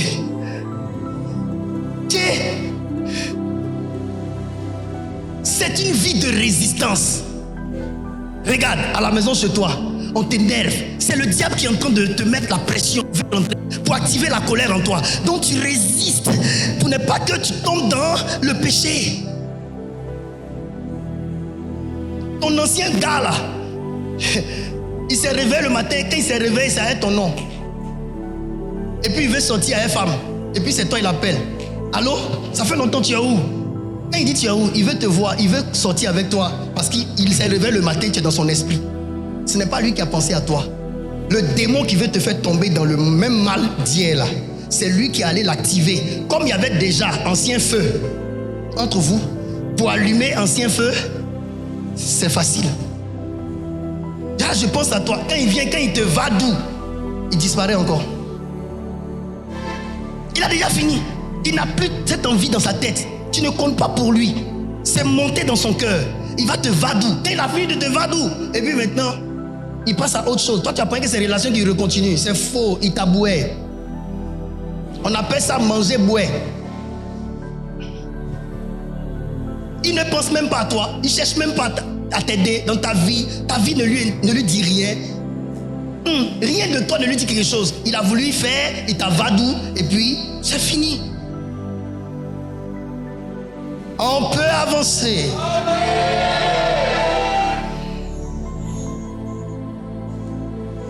Ton contrat qui est dans 2 jours là, de tes 2 millions, 3 millions, l'argent que tu n'as pas là, la veille de ton rendez-vous, ancien tison t'a appelé. Ancienne go t'a appelé. C'est pas fille simple. C'est fille qui a esprit dans son corps. Elle rentre en toi. On dit, on ne veut plus de toi. Tu viens, tu dis au pasteur, papa, il faut prier. Le contrat, ils sont en train de m'arracher ça.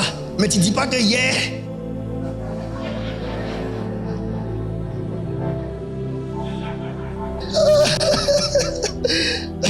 Si elle parle d'une manière, tu vas te fâcher. 2 yeux bleus, je la comédie. Si le lit là, tu ne pensais pas au contrat. Les démons qui ne t'aiment pas là, ils sont allés prendre la personne en qui ils peuvent rentrer pour venir t'enlever ton contrat. Tu finis maintenant, tu as fini. La personne est partie. Toi, tu es là maintenant, tu attends appel. On ne t'appelle pas. Ils t'ont dit, on t'appelle à 15h. Toi, tu as coupé ton truc à 13h45. Tu attends appel ne vient pas. Le contrat, on t'a arraché, quelqu'un d'autre t'a pris. Et puis tu dis maintenant, papa, mon contrat. Mais dis à papa que tu as. Dis ça, papa. Maman vous est là. Voilà sa source. On peut avancer. Amen. Et la chair se créa. Mon fils à Jésus. Vous n'avez pas encore résisté jusqu'au sang en luttant contre le péché.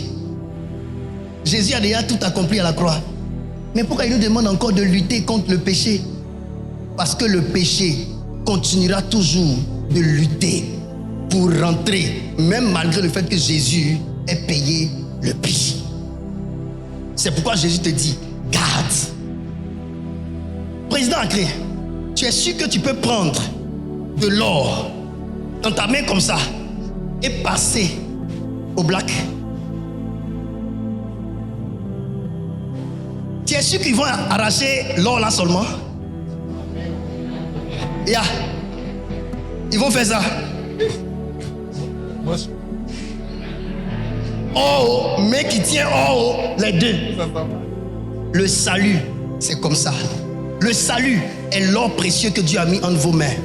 Vous devez préserver ça. Si vous exposez ça en marchant au black comme ça, aux yeux des gens, ils vont couper. Le salut là, Satan ne veut pas que Jésus vous le donne. Il vous l'a donné en le laminant.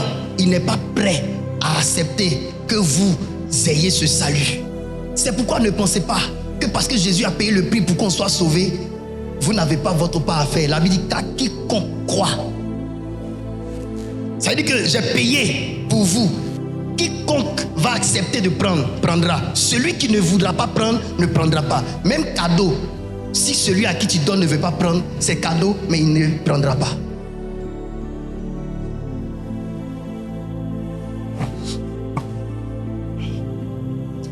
J'aimerais vous dire une chose. Peu importe que vous ayez accepté Jésus, peu importe que Jésus ait payé le prix pour vous, peu importe que Jésus ait donné sa vie à la croix pour vous, vous avez toujours des choses qui combattent votre âme. Le péché continuera toujours de combattre votre âme. Ce que j'aimerais vous dire, l'une des manières de Satan, c'est de ne pas accepter l'évidence de la mort de Jésus à la croix. Aïe, pourquoi va-t-il accepter? Vous ne voyez pas que dans plusieurs religions, ils ont des courants de pensée du genre Jésus n'est pas mort. Parce que Satan sait que c'est par la mort de Jésus qu'il a été vaincu. Quelqu'un qui ne veut pas accepter qu'on l'a vaincu, il va dire quoi? Qu'il n'est pas mort. C'est pourquoi quand on fait les délivrances, On est souvent étonné de savoir que c'est nous seulement qui savons que Jésus est mort à la croix. Les démons font comme s'ils ne savent pas. C'est nous qui savons là, qui disons Jésus est mort à la croix pour la personne a accepté Jésus et donc vous ne pouvez pas entrer dans sa vie. Votre affaire de j'ai accepté Jésus, les démons ne peuvent plus entrer dans notre vie là. C'est vous seulement qui savez, les démons font comme s'ils ne savent pas. C'est ça le travail de Satan. Il sait que tant qu'il comptera sur ta faiblesse, il gardera ce que tu as qu'il a pris. C'est le jour où tu te lèveras pour réclamer ton bien, alors tu pourras prendre. Mais tant que tu ne te lèves pas pour réclamer, tu vas laisser ton bien entre ses mains. Donc, les acquis de la mort de Jésus-Christ à la croix ne sont à votre disposition que si vous connaissez vos droits. Si dans notre monde aujourd'hui, les gens peuvent faire de faux papiers avec des signatures des ministres au niveau de la construction pour prendre ton bien, c'est que dans le monde spirituel, Satan fait une falsification. Jésus est mort à la croix, c'est vrai, mais regarde comment ta vie est. Tu as l'impression que Jésus n'est pas mort pour toi. Jésus est mort à la croix pour toi, il t'a libéré. Mais regarde les démons qui sont dans ta vie. Tout de suite là, si il prend quelqu'un et met ici, vous allez voir les démons qui sont dans sa vie. Mais Jésus est mort pour la personne. La personne est délivrée. Mais pourquoi les démons sont dans sa vie? L'ignorance. Parce que la Bible dit, Galates 4, chapitre 4, Galates chapitre 4, verset 4, aussi longtemps que l'héritier demeure un enfant, il ne diffère en rien d'un esclave. Il est soumis à des tuteurs et à des administrateurs. C'est l'ignorance. Et c'est l'immaturité. À quand Jésus? Tu as mis 2 milliards dans un compte pour ton enfant. Ton enfant n'est pas au courant de ça. Est-ce qu'il a 2 milliards? L'ignorance et la chair se créa. Il y a des choses qui combattent notre âme. 1 Pierre 2, 11. Je lis la parole. Bien-aimés, je vous exhorte comme étrangers et voyageurs sur la terre. Les chrétiens ne sont pas domiciliés de la terre. Ils sont des étrangers, des voyageurs. Nous, la terre là, est notre route. Vous comprenez? Un voyageur, il a une destination, il a une route et il a un véhicule, un moyen de déplacement. La terre que vous voyez, tout ce que nous faisons sur la terre ici, nous sommes en train de partir. Que le président a créé fasse ses affaires. Les affaires qu'il est en train de faire, il est en train de faire ses affaires pour partir. Monsieur Kwame est en train de faire ses affaires, il fait ses affaires sur la terre, mais il fait ses affaires pour partir. Ma fille, Variance, qui n'est pas là aujourd'hui, elle est en train de faire ses affaires, elle fait ses affaires pour partir. Franck Romaric, il fait ses affaires pour partir. La terre n'est pas notre demeure éternelle. Nous sommes des voyageurs, on s'en va. C'est pourquoi on fait pour vivre pendant que nous sommes là, mais on sait qu'on va laisser et partir. Ceux qui vont rester derrière nous, nos enfants, on fait ça pour leur donner ça en héritage. Eux aussi ils vont donner en héritage à leurs enfants, et puis ainsi de suite, mais chacun s'en va. Donc l'apôtre Pierre nous dit, il nous exhorte comme étant des voyageurs et des étrangers sur terre. Un étranger qui est dans un endroit ne fait pas comme si l'endroit là est sa terre d'origine. Votre terre d'origine, c'est le ciel. La terre, vous êtes ici comme des étrangers. Voilà la mentalité avec laquelle le président a créé. Le vice-président Dibi doivent marcher. Quand les gens diront, venez, on va aller faire les choses que Dieu n'aime pas. Moi, il y a Dieu qui s'inscrit dans ma vie. Je suis lié à lui. La terre n'est pas mon domicile fixe. Le ciel est mon origine et c'est là-bas qu'est ma destination. Je suis de passage sur la terre. Un jour viendra où celui qui est responsable de mon souffle me dira, tu as fini, monte. Et donc, je ne vais pas prendre le temps qu'il me donne sur la terre ici pour faire des choses qu'il n'aime pas. Sinon, quand je vais retourner vers lui, qu'est-ce que j'aurai à lui dire? C'est les païens qui n'ont pas la conscience de comparaître devant Dieu. Mais les chrétiens ont la conscience de comparaître devant leur Père. C'est pourquoi ils ne peuvent pas vivre dans l'absentéisme des lois de Dieu. Ils vivent, mais en tenant compte des lois de Dieu. Ils sont tiraillés de gauche à droite, sollicités par les lois du monde.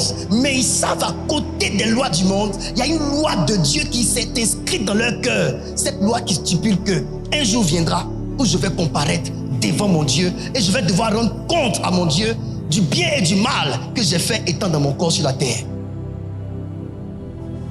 Si dans ta famille quelqu'un est déjà mort, sache que tu es le prochain. Nous irons tous. Et on prépare notre départ dès maintenant. Ton affaire d'argent là, ça va s'arrêter ici. Ton affaire de mariage là, ça va s'arrêter ici. Ton affaire d'enfant, ça va s'arrêter ici. Ton affaire de voyage, ça va s'arrêter ici. Un jour viendra, même dans l'avion. Et puis tu t'en vas, tu retournes dans le cercueil. Vous ne voulez pas qu'on prêche comme ça. Mais regardez à comment on va finir notre vie pour savoir faire nos choix aujourd'hui. L'apôtre Pierre nous dit: je vous exhorte comme des étrangers, des voyageurs sur la terre. Quand tu comprends ça, attache-toi à Dieu et essaie de te détacher un peu de la terre. Si tu ne t'habitues pas à te détacher un peu des choses de la terre, il te sera difficile de mourir. Parce que lorsque le jour viendra où le Seigneur te dira: c'est le temps de venir vers moi, tu es tellement attaché à la terre que tu ne voudras pas partir. Et je vous dis, ceux à qui Dieu a dit: viens mon fils, et qui ont refusé, très souvent, le temps qu'ils ont négocié avec Dieu, après ici, ils ont mal agi et ils sont allés en enfer. Ézéchias, il devait mourir, il n'a pas voulu partir. Il a négocié, Dieu lui a donné 15 ans de plus. Mais la Bible dit, en 15 ans, ce qu'il a fait après, c'était pire que ce qu'il a fait pendant toutes ces années de vie. Il y a des gens que Dieu enlève tôt, parce que Dieu sait que s'il les laisse un peu encore, ils vont aller en enfer, parce qu'ils vont embrasser la mauvaise vie. Être sauvé est mieux que rester longtemps sur la terre et aller en enfer. Bien-aimés, je vous exhorte, comme étrangers et voyageurs sur la terre, à vous abstenir des convoitises charnelles qui font la guerre à l'âme. Donc, les convoitises charnelles font la guerre à notre âme. Ton âme là, que tu penses être déjà sauvée là, l'apôtre Pierre te dit, il y a des choses qui font la guerre à ça. La guerre vise quoi? Le renversement, la domination. Quand une nation te fait une guerre, elle veut t'assujettir, te dominer et te rendre esclave. Si les convoitises charnelles font la guerre à notre âme, c'est que les convoitises charnelles veulent nous rendre esclaves, nous dominer et nous emmener dans leur direction, donc l'enfer. Les convoitises charnelles, convoitise c'est quoi? C'est des désirs, c'est l'appétit. La convoitise c'est quoi? C'est les désirs de possession, les envies, l'insatiabilité. Quelqu'un qui est insatiable. La cupidité, l'appétit, l'avidité, l'ambition malsaine. Nos ambitions malsaines, nos appétits, nos insatiabilités. Le peu que tu as ne te suffit pas. Tu veux tellement plus que tu es prêt à te corrompre. C'est ça qu'on appelle la convoitise. Beaucoup d'enfants de Dieu ici, le peu que Dieu te donne là, le peu d'argent que Dieu te donne là, ça ne te suffit pas. Tu veux tellement avoir l'argent que toi seul, ma fille, tu as 6 gars. C'est la convoitise qui fait ça. Tu es tellement amoureux de l'argent. Tu veux tellement avoir beaucoup. Ça ne te suffit tellement pas le peu que tu as, que toi seul, tu as 6 gars. Oh, bobo kumba. Toi les lanciens. Oh, bon drengalen. Yeah. Maman. Ça là, c'est taekwondo. Ça là, c'est bangé. Un jour comme ça, boum, wapouké, yeah. Je ne savais pas que toi tu faisais danse de domolo. Déjà on est dans l'église là, toi tu es inscrit dans l'école où on danse domolo. Ah Tito. Ça c'est la convoitise charnelle qui combat mon âme. Donc mes enfants, il y a des choses qui combattent vos âmes. Les convoitises charnelles. C'est ce qui fait que ton cœur n'est pas tranquille sur Jésus. Tu as envie de ça. Tu as envie de ça. Jésus dit patiente. Tu ne peux pas attendre. Tu ne peux pas attendre. Tu as tellement envie de X, Y chose. Beaucoup de pasteurs sont tombés dans ça. Ils veulent tellement avoir beaucoup de fidèles qui sont obligés d'aller prendre les médicaments. Je vous ai dit pour moi ici, on m'a proposé. Je devais enterrer ça devant la porte de l'église. Mais ça allait détruire toutes mes filles qui ont des menstrues. J'ai dit, pourquoi vous me proposez ça? Vous qui êtes... Non, attends, c'est pas... Toi, tu es homme de Dieu et puis tu fais ça. Il dit, mais c'est quoi qui est mauvais? Ou c'est pas mauvais?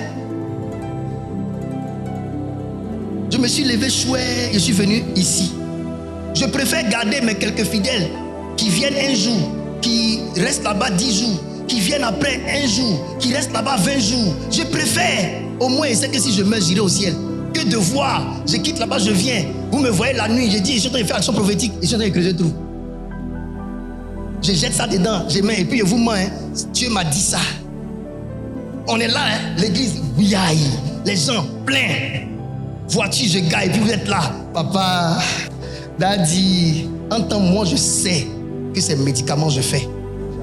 Dans l'église, mes filles qui ont menstrué, quand elles passent devant l'église, elles ne peuvent plus faire enfant, elles sont stériles. Elles passent devant l'église, elles ne peuvent plus, elles sont stériles. Dans l'église, il y a au moins 50, 150 stériles. Je sais pourquoi elles sont stériles. C'est ce qui est mis devant. Je préfère rester avec vous et aller doucement que de faire médicaments.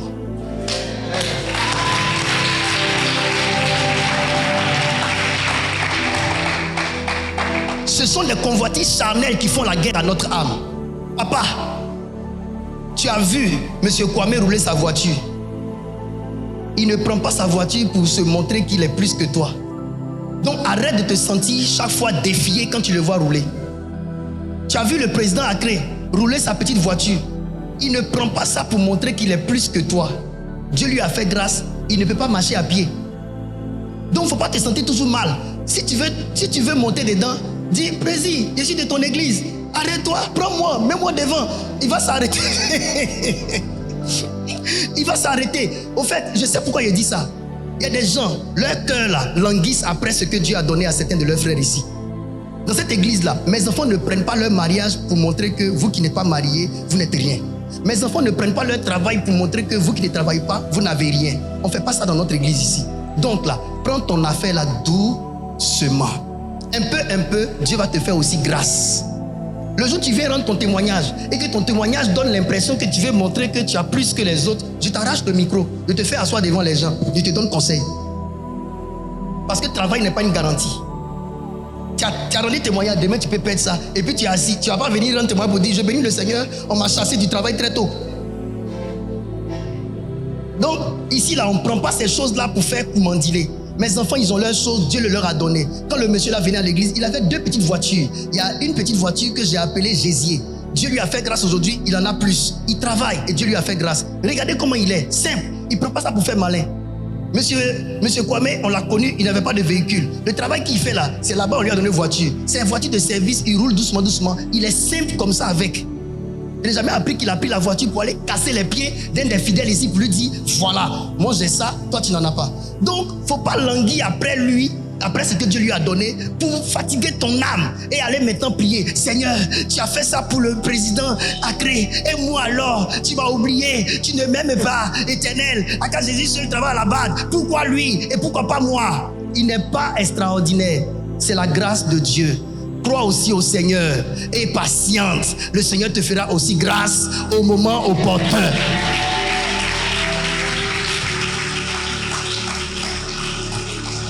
Ce sont des convoitises charnelles. Ta soeur s'est mariée. Mariage même qui n'a même pas fait 2 mois. Toi, tu as pris mariage là. Tu es à la maison. Tu fais comme ça. À ton lago. Et quand tu parles dans ta langue pour que Dieu comprenne bien, il ne comprend plus français. Seigneur, regarde. Change mon histoire. Jésus a changé. Seigneur, c'est quand tu vas changer pour moi. Seigneur, regarde. Chantal s'est mariée. Seigneur, maintenant quand il serait avec elle, elle va prendre sa main pour faire comme ça. Seigneur, regarde, tu m'as abandonné. Oh Éternel. La Bible dit que tu es mort à la croix. Seigneur, si tu es vraiment mort à la croix, fais-moi, il me marier aussi. Regarde, il est mort à la croix vraiment. C'est pas parce que toi tu...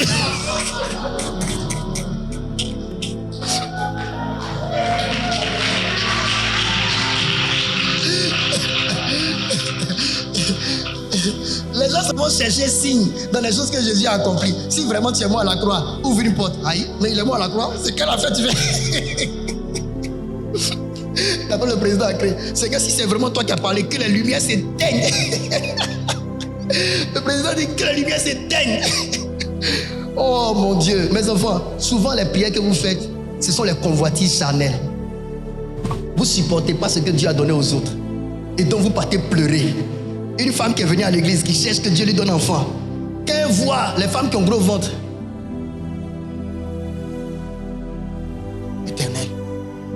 Pourquoi elle? Et pourquoi pas moi? Moi, ça fait 10 ans que je suis dans ton église. Elle, ça fait 1 an. Oh Seigneur.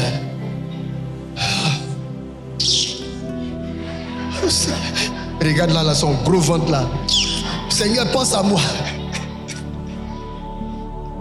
Ce sont les convoitises Chanel. Ça fait la guerre à ton âme. Ça fait que du coup, tu n'es plus en paix en Jésus. Tu viens à l'église, tu n'as plus la paix. Il y a d'autres là, c'est leur âge. Ils prient et puis ils font comme ça. Jean miroir, Seigneur, regarde mon visage. Éternel, regarde. J'ai bientôt 35 ans. Mes seins vont tomber. Oh Seigneur, que le frère qui est à gauche là-bas me regarde. Le frère aussi est comme ça. Arabababa, arabababa, arabababa.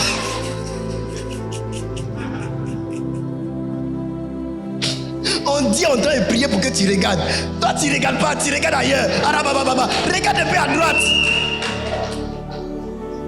Et on est là, on est triste comme ça.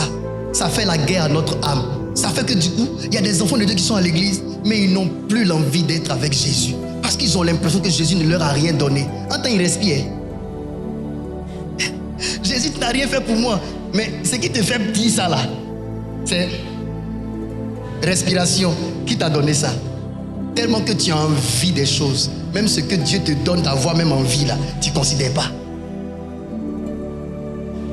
C'est pourquoi il y a des gens, comme tu n'apprécies pas le souffle de vie, et que pour toi, tu vas apprécier le souffle de vie, quand tu auras ce que tu veux là, dès que tu as ça net, dès que Dieu t'enlève le souffle. Maintenant, tu ne prends pas ça pour aller là où tu t'en vas là. On prend et puis on met dans ton cercueil. Vous pensez que vous partez avec? 2 jours après, venez ouvrir le cercueil. L'or à cause duquel tu es mort là, ça est dans le cercueil. Jusqu'à les gens qui enterrent là. Il dit, ceux qui vous enterrent là, ce sont des commerçants. Quand vous envoyez votre parent, veillez à ce que on ferme. Même quand on ferme, la nuit ils s'en vont, ils creusent, ils enlèvent tous les beaux vêtements que vous avez mis derrière les cercueils de vos mamans. Ils prennent ça. Les pagnes, ils prennent ça. Ils s'en vont vendre. Donc vous qui aimez acheter les choses que les gens s'arrêtent sur la route et puis ils vendent là. Souvent là, c'est les pagnes des cadavres. Il y a un monsieur comme ça. Ma femme que j'avais mariée avant là, son oncle, il est allé à Makori. Il est allé acheter un pagne ghanéen. Le pagne là, quand tu vois comme ça, c'est un peu comme la couleur de zèbre. La façon dont les zèbres sont là. Il a vu ça, lui, il aime tout ce qui est zerbo. Il aime tout ce qui est cerveau. La nuit, déjà on dit ils ont retraité ça sur un cadavre ghanéen. Vous savez que les Ghanéens là, travail tu fais là, quand tu meurs là, on fait son cercueil et puis tu es dedans. Ou bien on t'expose. Si tu pilais foutu, tu étais restauratrice, tu es là quand et puis tu as le pilon et puis la nourriture. Les rituels ils ont fait là, pagne là, déjà esprit là, il était dedans. Ma chérie me disait, il dorment la nuit, le gars a pris le pain là pour se couvrir. Ils sont là-bas, ils crient. Aïe, mais il y a quoi? Laisse-moi. On dit la crie. Aïe, mais il y a quoi? Laisse-moi. Dans son sommeil, le cadavre est venu le soulever comme ça. Il a crié. Il y a quoi? Laisse-moi. Il ne pensait pas que c'était le pain. Hein? Il est assis. Il s'est couché encore. Il a pris le pain. Il s'est couvert encore. L'esprit est venu le soulever encore. Le lendemain, il est sorti sans caleçon dans la cour. Histoire vraie, je n'invente rien. On dit le matin, on lui demande, il dit, il ne comprend pas. Il a acheté un joli pagne. Et quand il se couvre avec, il y a quelqu'un qui veut le soulever. Déjà, comme eux, ils aiment consulter, ils sont allés prendre des gens, ils sont venus consulter. On dit, c'est un monsieur qui est mort, qui est au Ghana. Le pagne là, ils ont fait des rituels dessus, ils ont couvert le monsieur. Les gens ont enlevé pour aller vendre. Lui, il a vu ça, il a aimé. Il allait acheter. Il va venir se couvrir. Donc le monsieur est venu le couvrir.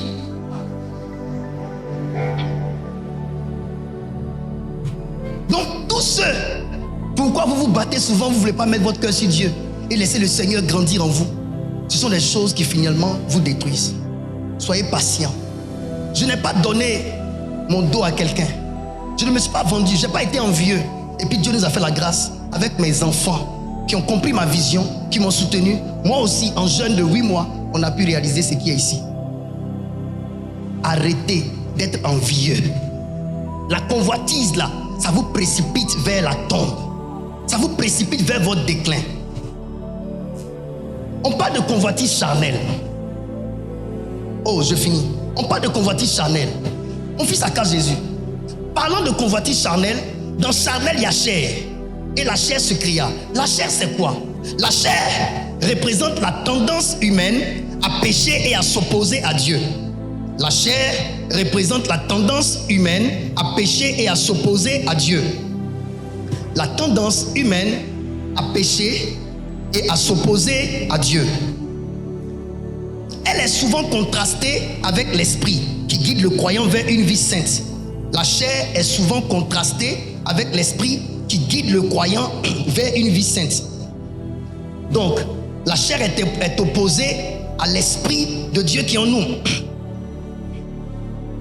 Écrivez ceci: la victoire sur la chair est possible grâce à l'œuvre de Christ et à la puissance du Saint-Esprit. La victoire sur la chair est possible grâce à l'œuvre de Christ et à la puissance du Saint-Esprit. Vous comprenez cela? La victoire sur la chair est possible grâce à l'œuvre de Christ et à la puissance du Saint-Esprit. Qu'est-ce que la chair? J'ai expliqué, mais je vous dis ça d'une autre façon. À quand Jésus, Dieu a soufflé le souffle de vie dans l'homme. Le souffle en contact avec le corps a donné une âme. Quand l'homme maintenant mange le fruit de la connaissance du bien et du mal, il perd la nature d'origine que Dieu lui a donnée. Et cette nature d'origine là se transforme en une nature charnelle.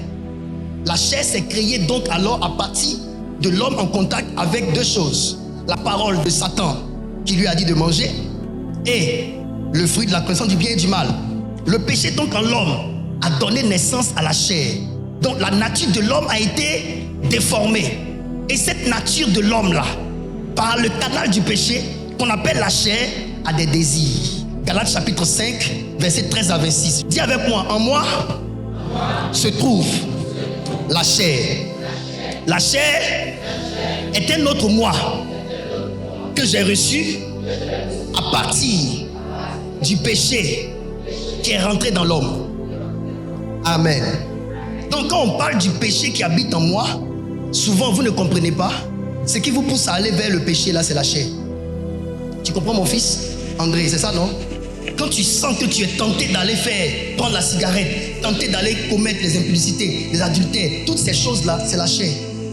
Ça y est en toi. Mais Dieu peut te délivrer de ça. Dieu peut me délivrer de ça.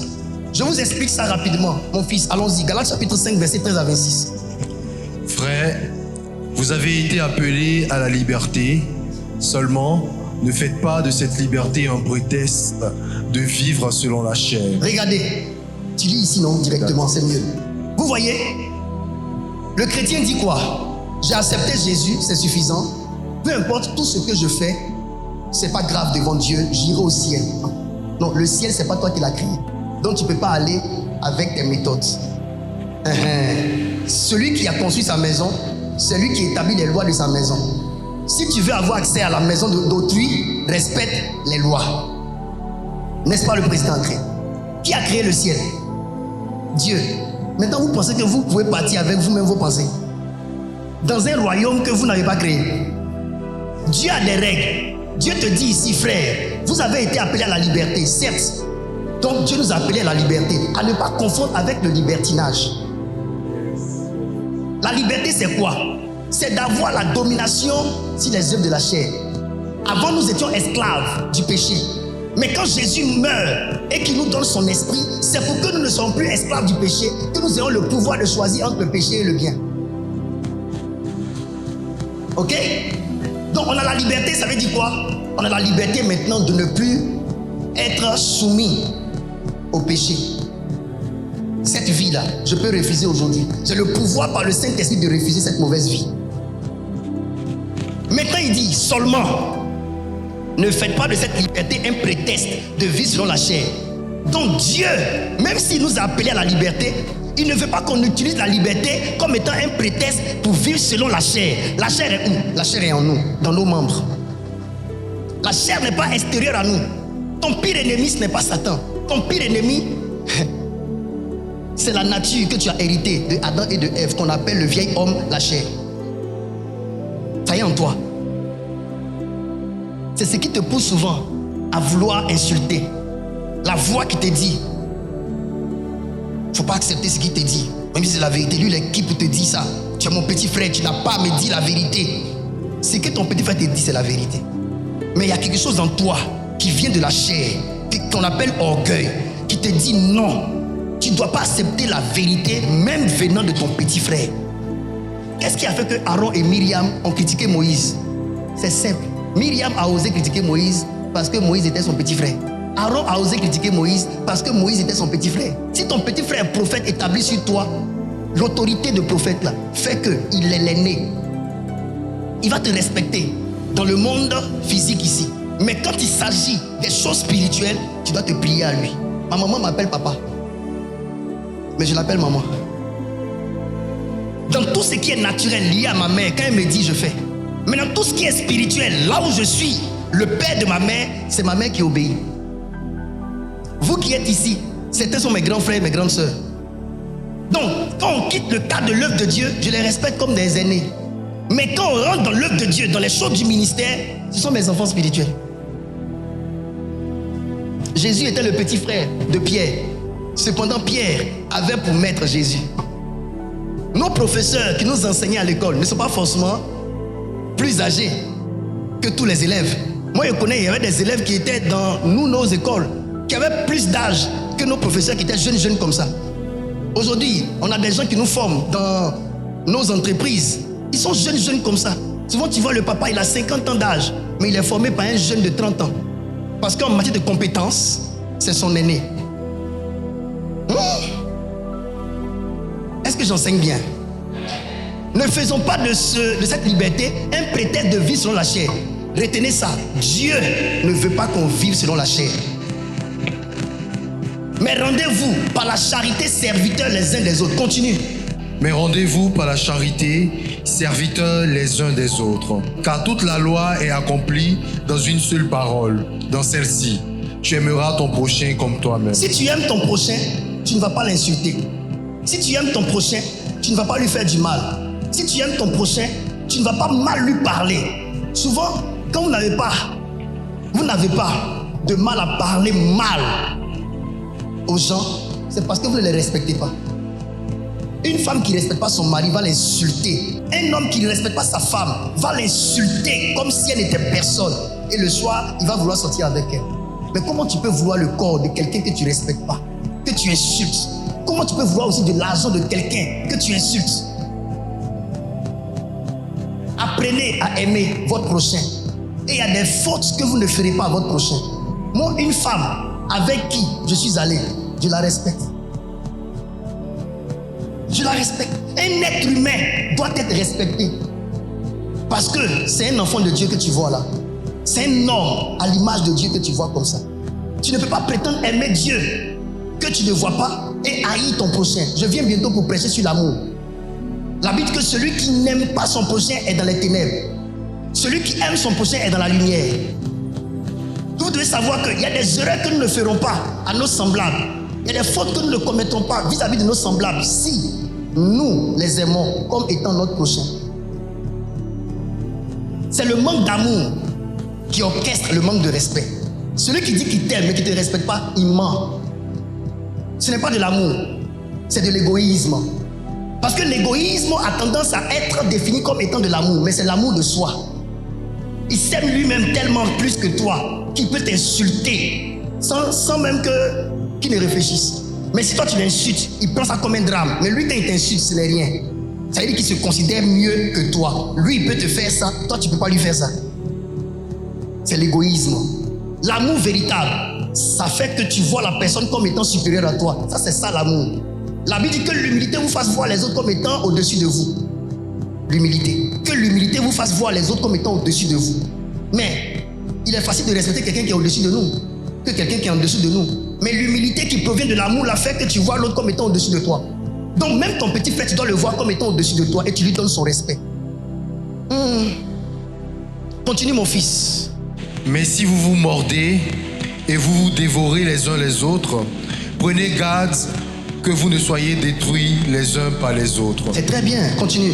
Je dis donc, marchez selon l'esprit, et vous n'accomplirez pas les désirs de la chair. Je prends.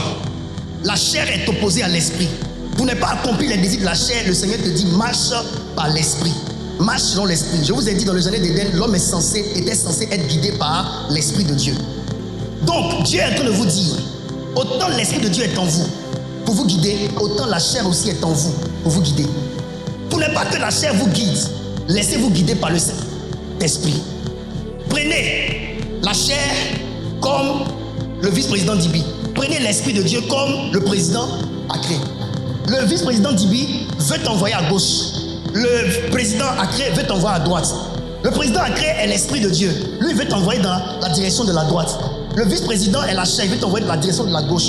Pourquoi les deux n'ont pas la même direction? Parce que les deux sont opposés en une seule personne.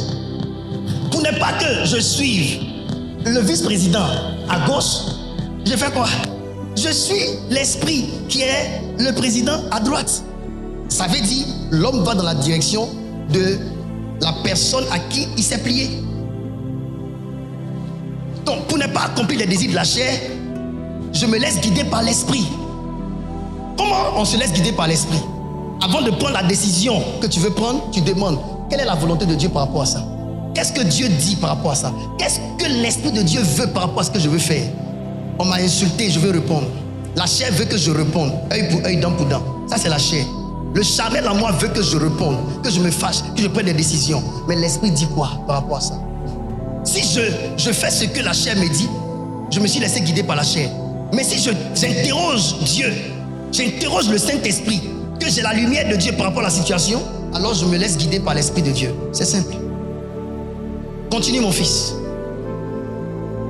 Car la chair a des désirs contraires à ceux de l'esprit. Comprenez que la chair a des désirs contraires à ceux de l'esprit. Donc l'esprit a des désirs et la chair a des désirs. Et ici, la Bible va vous dire les désirs de la chair.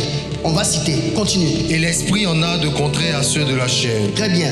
Ils sont opposés entre eux, afin que vous ne fassiez point ce que vous voudriez. Ils sont opposés entre eux pour que vous ne fassiez point ce que vous voudrez.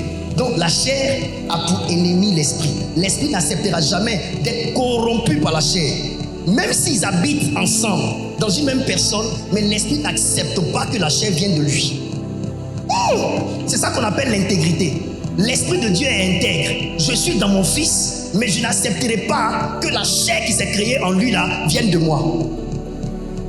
Et c'est ce que les chrétiens veulent faire. Tant que je suis chrétien, que je fais le mal est de Dieu. Parce que c'est le chrétien qui le fait. C'est faux. C'est pourquoi je vous dis, quand tu es chrétien et que tu fais ce que Dieu n'aime pas, reconnais que ça là Dieu n'aime pas. Il ne faut pas dire que ça c'est de Dieu. Parce que l'esprit lui-même a des désirs contraires aux désirs de la chair. Ils sont opposés. Ils ne peuvent pas être ensemble. On habite la même maison, mais on n'est pas pareil. Tu peux avoir ton frère avec qui vous avez les mêmes mères, le même père. Mais s'il est païen, toi tu es chrétien, vous êtes séparés sur le plan de la spiritualité. On est toujours frères. Tu fais ce que tu veux. Je ne t'empêche pas. Mais ne m'impose pas de faire ce que tu veux. Ne m'impose pas. Parce que moi, je sers Jésus. Moi, j'ai commencé à suivre Jésus. J'ai des grandes sœurs qui vivaient leur vie. Je ne leur ai jamais dit d'arrêter. Je leur ai simplement dit que moi, je ne vis pas comme ça. Parce que je suis chrétien. Je leur ai montré ma voie. Aujourd'hui, elles m'ont rejoint. C'est pour vous dire quoi? Quand vous êtes de la lumière, même si vous êtes dans un lieu où il y a les ténèbres, maintenez votre lumière. C'est vous qui devez briller là. N'allez pas vous joindre aux ténèbres, vous devenez ténèbres. Tu peux avoir un ami qui lui ne change pas, mais il faut qu'il sache qu'on est amis sur le plan de la vie, mais on n'est pas amis sur le plan de la spiritualité. D'accord?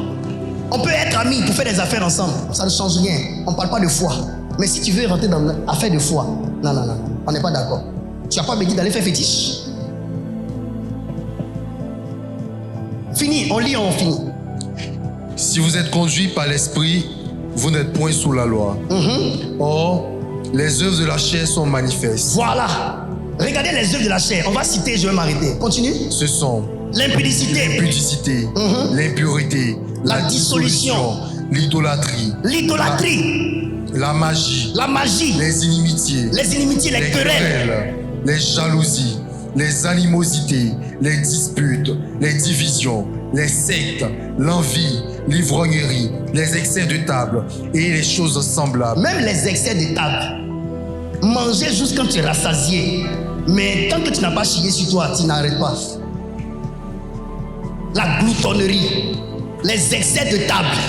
Manger beaucoup. Tu es rassasié, mais tellement que tu ne veux pas donner le reste. Tu manges ça jusqu'à ton ventre est comme ça. Et puis tu n'arrives plus à respirer. La nourriture vient juste quand ça veut monter sur ton foie. Maintenant tu marches. On dirait la dysenterie. Tout ça c'est péché. L'ivrognerie. Boire jusqu'à il est die. À l'église ici là, on connaît l'odeur de parfum. L'odeur d'alcool aussi on connaît. Quand vous vous asseyez à 2 à 3 là, les gens sentent vos odeurs. Moi il y a l'un de mes fils là, en plein programme, il vient comme ça au programme, on dirait prostitué, il mange comme sa bouche sent alcool comme ça, tellement il boit. Toutes ces choses là, ce sont des désirs de la chair. Le test, je vous laisse ce test. Dimanche prochain, on va commencer notre enseignement à partir de ce test. Mais regardez les désirs de la chair là. Voyez où vous vous situez. Cupidité, l'amour de l'argent. Cupidité, c'est un désir de la chair. L'idolâtrie, la magie, les inimitiés, les querelles. Vous venez à l'église, vous aimez les palabres. Vous aimez les palabres. Et les palabres là, quand toi tu vois les gens qui sont en paix, ça ne te plaît pas. Il y a des gens là, leur pire ennemi, c'est de voir 2 personnes qui s'entendent. Le président a créé et le prophète Franck s'entendent trop. Ça ne l'arrange pas. Il va tourner jusqu'à... Et puis, c'est lui, il a les scoops. La dernière fois, il était avec papa. C'est qu'il a dit sur toi. Et puis, il dit pas rapidement. Il fait comme ça. Pour créer le suspense. Quand il a fait ça, là, regarde l'état de ton cœur. Ton cœur s'enflamme. En même temps, ton cœur s'enflamme. Et tu commences, toi-même, tu veux connaître la vérité. En tout cas, c'est pas bon. C'est qu'il a dit là. Non. Tiens, s'il était dit, tu ne peux même pas croire que c'est l'homme qui fait comme s'il t'aime là. C'est lui qui a dit ça. Non. Tu ne peux pas croire en ça. Regarde, je vous parle comme ça parce qu'il sait que ces choses-là vont vous arriver. Il y a des gens qui aiment les divisions. Ils n'aiment pas voir 2 personnes ensemble. Parce qu'eux-mêmes, quand ils prennent, ils font amitié, ça ne dit pas. Donc du coup, là, ils n'aiment pas les gens qui sont unis. Avant, on s'associait pour critiquer le monsieur. Maintenant, tu es devenu son bon gars. Ça ne me plaît pas. C'est quand tu m'as abandonné dans le combat. Donc, il faut qu'il crée quelque chose. Ta façon d'être trop lié à lui, là, ça cache quelque chose. Donc, il te prend pour cible. Il va venir créer quelque chose. Ce que j'ai entendu, s'il était dit, c'est pas bon du tout. Non, avant-hier, on était ensemble, là. Oh non. Mais depuis, il dit pas. Tu vas lui demander pardon. Il va dire non, demain. La nuit, là, tu dors pas. Tu dors pas la nuit. Tu commences à voir le monsieur comme hypocrite. Tout ça, il est en train de te détruire. C'est l'esprit de querelle, de division. Faites attention aux gens qui font ça. À l'église ici, là, faites attention aux gens qui font ça. Dans vos bureaux, faites attention aux gens qui font ça. Dans vos maisons, faites attention aux gens qui font ça. Faites attention aux gens qui font ça. Les jalousies, c'est les désirs de la chair. Les gens qui n'aiment pas quand les gens sont bien, jaloux. Leur cœur n'est pas tranquille, jalousie. Faites attention. Ça, ce sont les désirs de la chair. Ma prière pour vous ce matin, c'est que vous soyez assez informés sur ce qui est de Dieu et sur ce qui est de la chair, pour que vous sachiez prendre vos décisions. Est-ce que vous avez bien compris le message de ce matin? Tiens-toi debout et acclame le Seigneur. Tiens-toi debout et célèbre Dieu pour la parole.